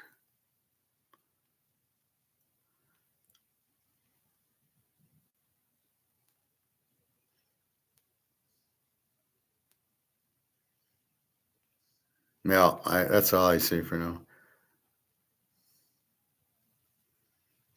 Ignore videos that say, "Oh, silver's going to come crashing down," or "Silver's going down." Our AI Chinaman is saying that, and he's very confused. It's not. It's not like the man's going to go away. It's not like people are going to run back to money. People who are getting out of dollars to go into silver fully understand what's happening and would not profit take. And if demand keeps going, thanks to mostly bricks, why would the price go down? So this guy keeps trying to scare everybody. Oh, the price is going to go down. Silver crash coming. No, there is no crash. It's not in a bubble. It's totally undervalued. The real value is silver is here, and the COMEX value is $67. The real value is over $1,000 at least. What kind of crash? What are you talking about? So again, be careful with these guys. And again, this guy, I think he's just the AI look. So if I come out with something else and I want to use AI, I get this idiot. So ignore that.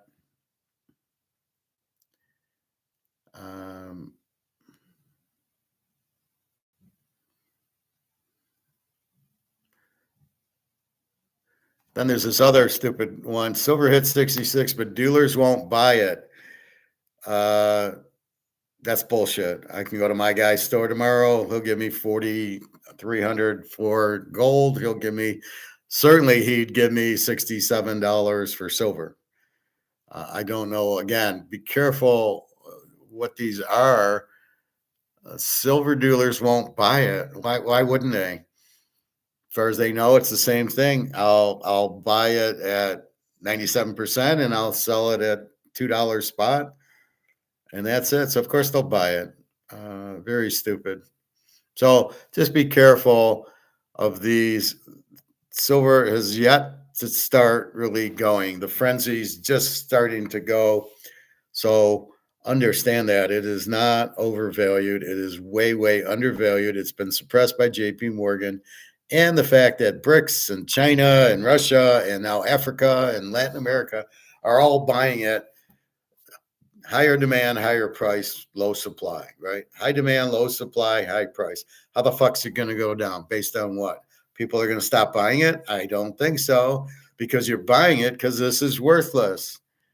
You're buying it because this is wait till Euro people start realizing this is worthless, and they start buying gold and silver. Right? That hasn't even started yet. Most of the pension funds have to buy ETFs, which is ridiculous because they're not real. They'll lose their ass in it. So you need physical, and that's where BRICS, the demand will keep going. I don't know. Again, do not profit take, because then you get back in the dollar, and now what? You're fucked. And then as the gold and silver price goes up, you're out. So do not sell it. Maybe 1 ounce to pay a bill or go on a vacation, or something like that.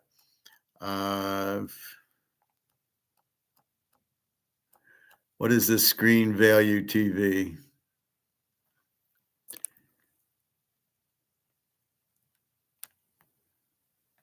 All right, I don't know what that is, so we will get rid of that.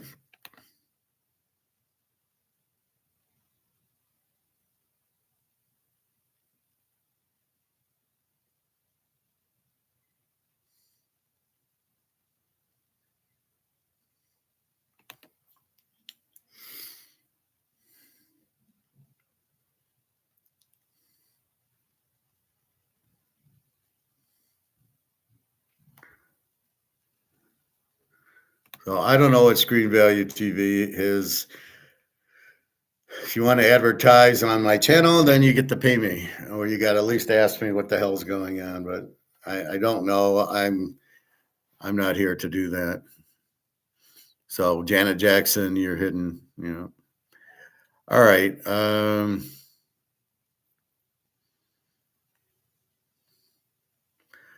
So anyway, well, let's take our last look at the line.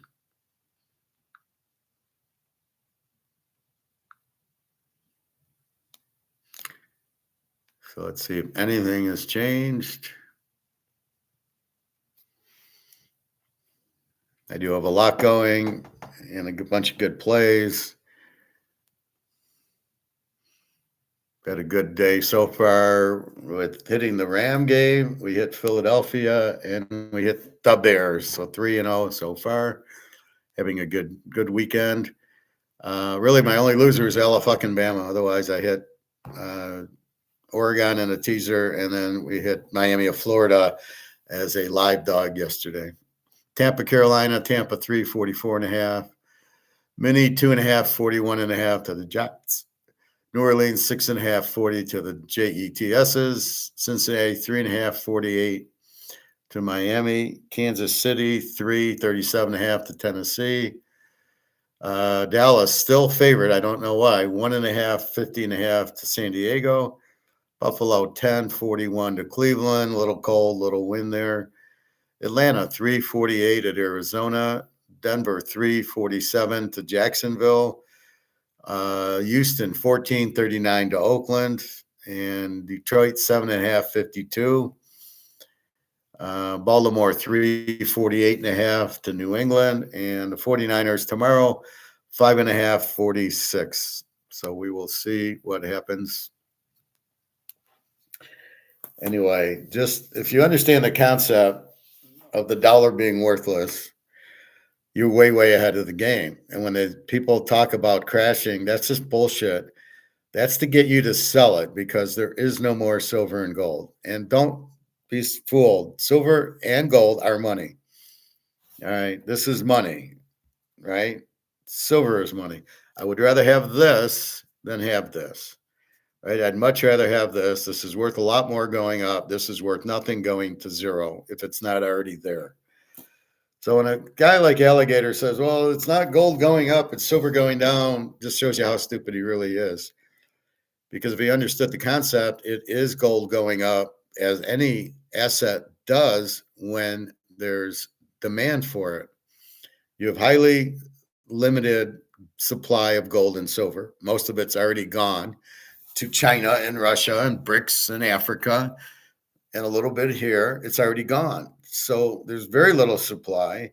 Is there demand? And the demand is yes, because the dollar's collapsed and worthless. So if the demand's there and the supply isn't getting any better because you can't inflate it or print it, that means the price will keep going up. So why would the price crash? Why would the price go down? It's impossible. The dollar losing value. The dollar's lost over 1,000% of its value. What is he talking about? We're going to see massive inflation. We already are there. You don't necessarily get higher prices. Now, the thought is, as you print your money to zero, you need a wheelbarrow to go to the grocery store. If you can raise prices, which they can't do. What they didn't tell you is in Germany, if you had dollars, you could buy the milk and the bread. In Reichsmarks, it took a wheelbarrow, but if you had dollars, you were fine. Here, you have dollars, you're fucked because there's no other. The only other thing to do is to go in. This is the U.S. dollar in Germany, or this is the Deutschmark after the Reichsmark got killed. This is the freedom. This is the value. So the dollar will go to zero. Well, it's already gone to zero, but we don't have the replacement, right? So we can't be a grocery store and say, well, if you have dollars, milk and butter are still 10 cents. But if you have Reichsmarks, you need a wheelbarrow. That's the little part that they aren't telling you. Here, the only other thing we can do is gold and silver. So when everybody laughs, you can't take gold or silver to the grocery store. Yeah, we can, and we will. But that's the point. The dollar's worthless. Do not profit take. It is not going down. It's the same thesis. Very low supply, very high demand, price goes up, and price will keep going up because people want it. As long as there's demand for it. Now, will the demand end? No. And this is not a stock the problem in a stock when a bubble happens is what happens is take Amazon, right? $100 stock. The stock's worth, let's say, $110 on the financial statements, and now the price goes up to $200. Well, wait a minute, it's only worth 100, and now the stock's up to 200. That's when you see the correction, and it's fixed. It's all fixed. Everything in the stock market's fixed. And because the people get out and then then it drops, or they buy and then you buy and it goes up and then they get out.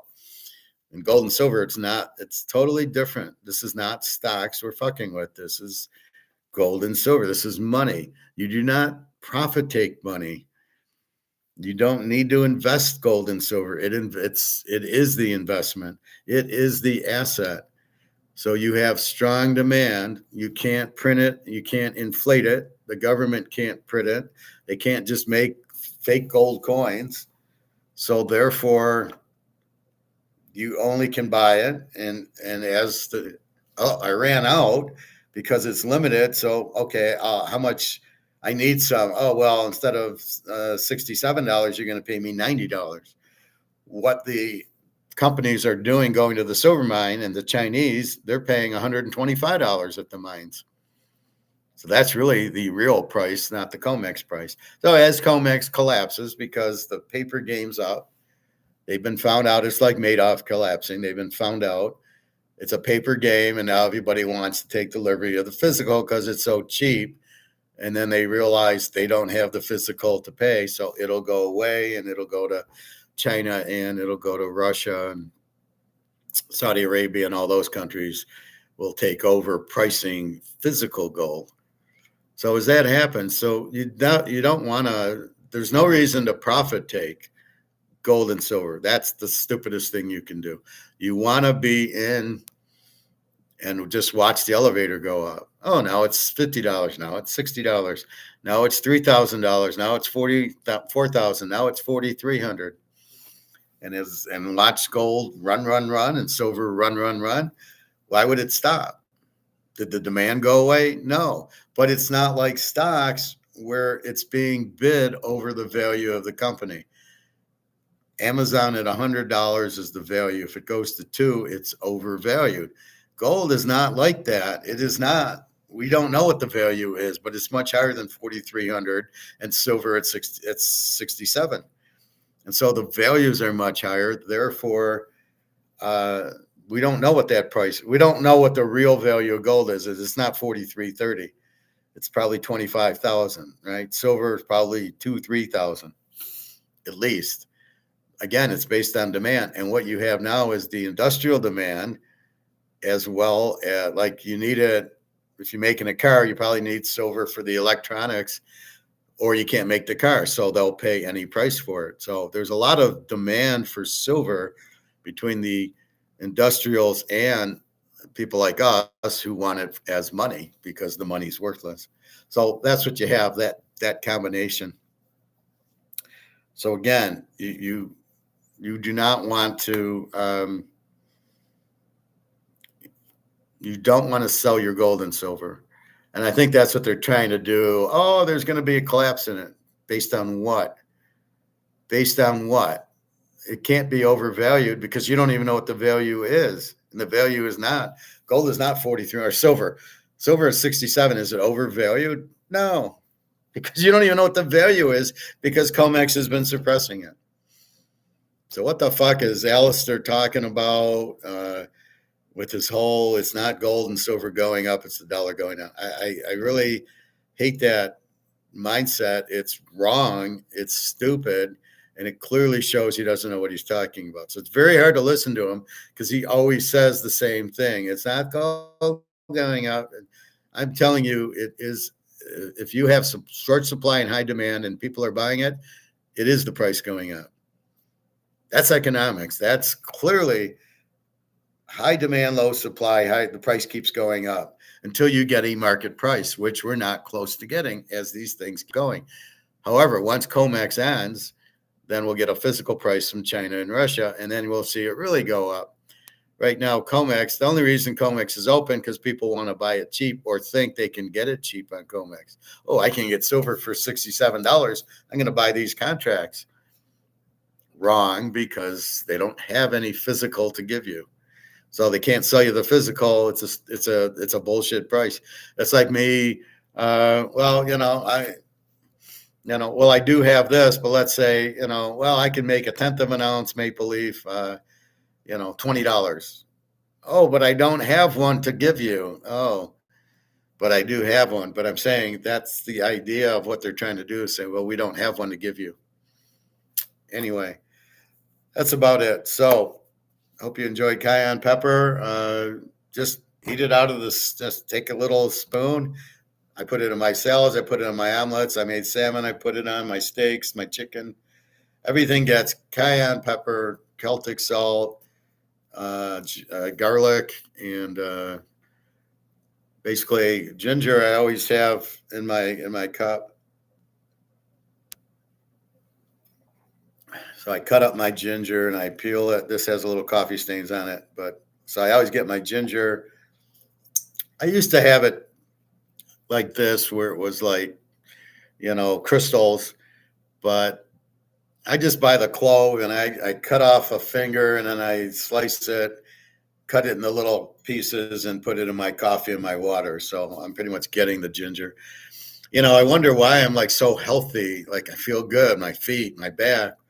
I don't get sick very often. And it's all this stuff I'm eating that I just naturally eat. And I stay away from mostly the sugar and the fat and the high fructose corn syrup. I'll probably get a chocolate cream pie for Christmas or something. But again, that's the treat. And, that's no problem. But if I go to the grocery store, I don't buy like M&Ms or Kit Kats or Hershey's. I'll get dark chocolate and that's it. And I guess I see dark chocolates went up again, although I thought the supply went up, so the price should be coming down. But very hard. I'm not paying $6 for a dark chocolate bar, even though I want the cocoa, which is very healthy for you also. So anyway, keep eating your ginger, keep eating your lemons, your honey, your cayenne pepper, your Celtic salt in your salads and everything. And do that. So anyway, little health tips. Diabetes can be cured. Just stop eating sugar and do some fasting. Fasting's easy. You just that first day, drink a lot of water, some coffee, some tea, and your body will go to your body will find things to eat in your body, and you'll start losing weight a little bit, but it'll heal all the bad cells. And you do a 2 or 3 day fast, and it's the best thing. So anyway, good luck today. www.teaserking.com. Merry Christmas. I'll be on, so don't worry. But Merry Christmas. We got 3 games on Christmas Day on Netflix. I don't get what that is. Now, I know a lot of people have Netflix. Like I have Netflix. I don't have ESPN or TNT. So, did I miss the games on TNT? No, I just watched them on YouTube. So, I got the gist of the game. But anyway, be careful. So, Oregon, we know the coach is clueless to the point spread, needs to get fired.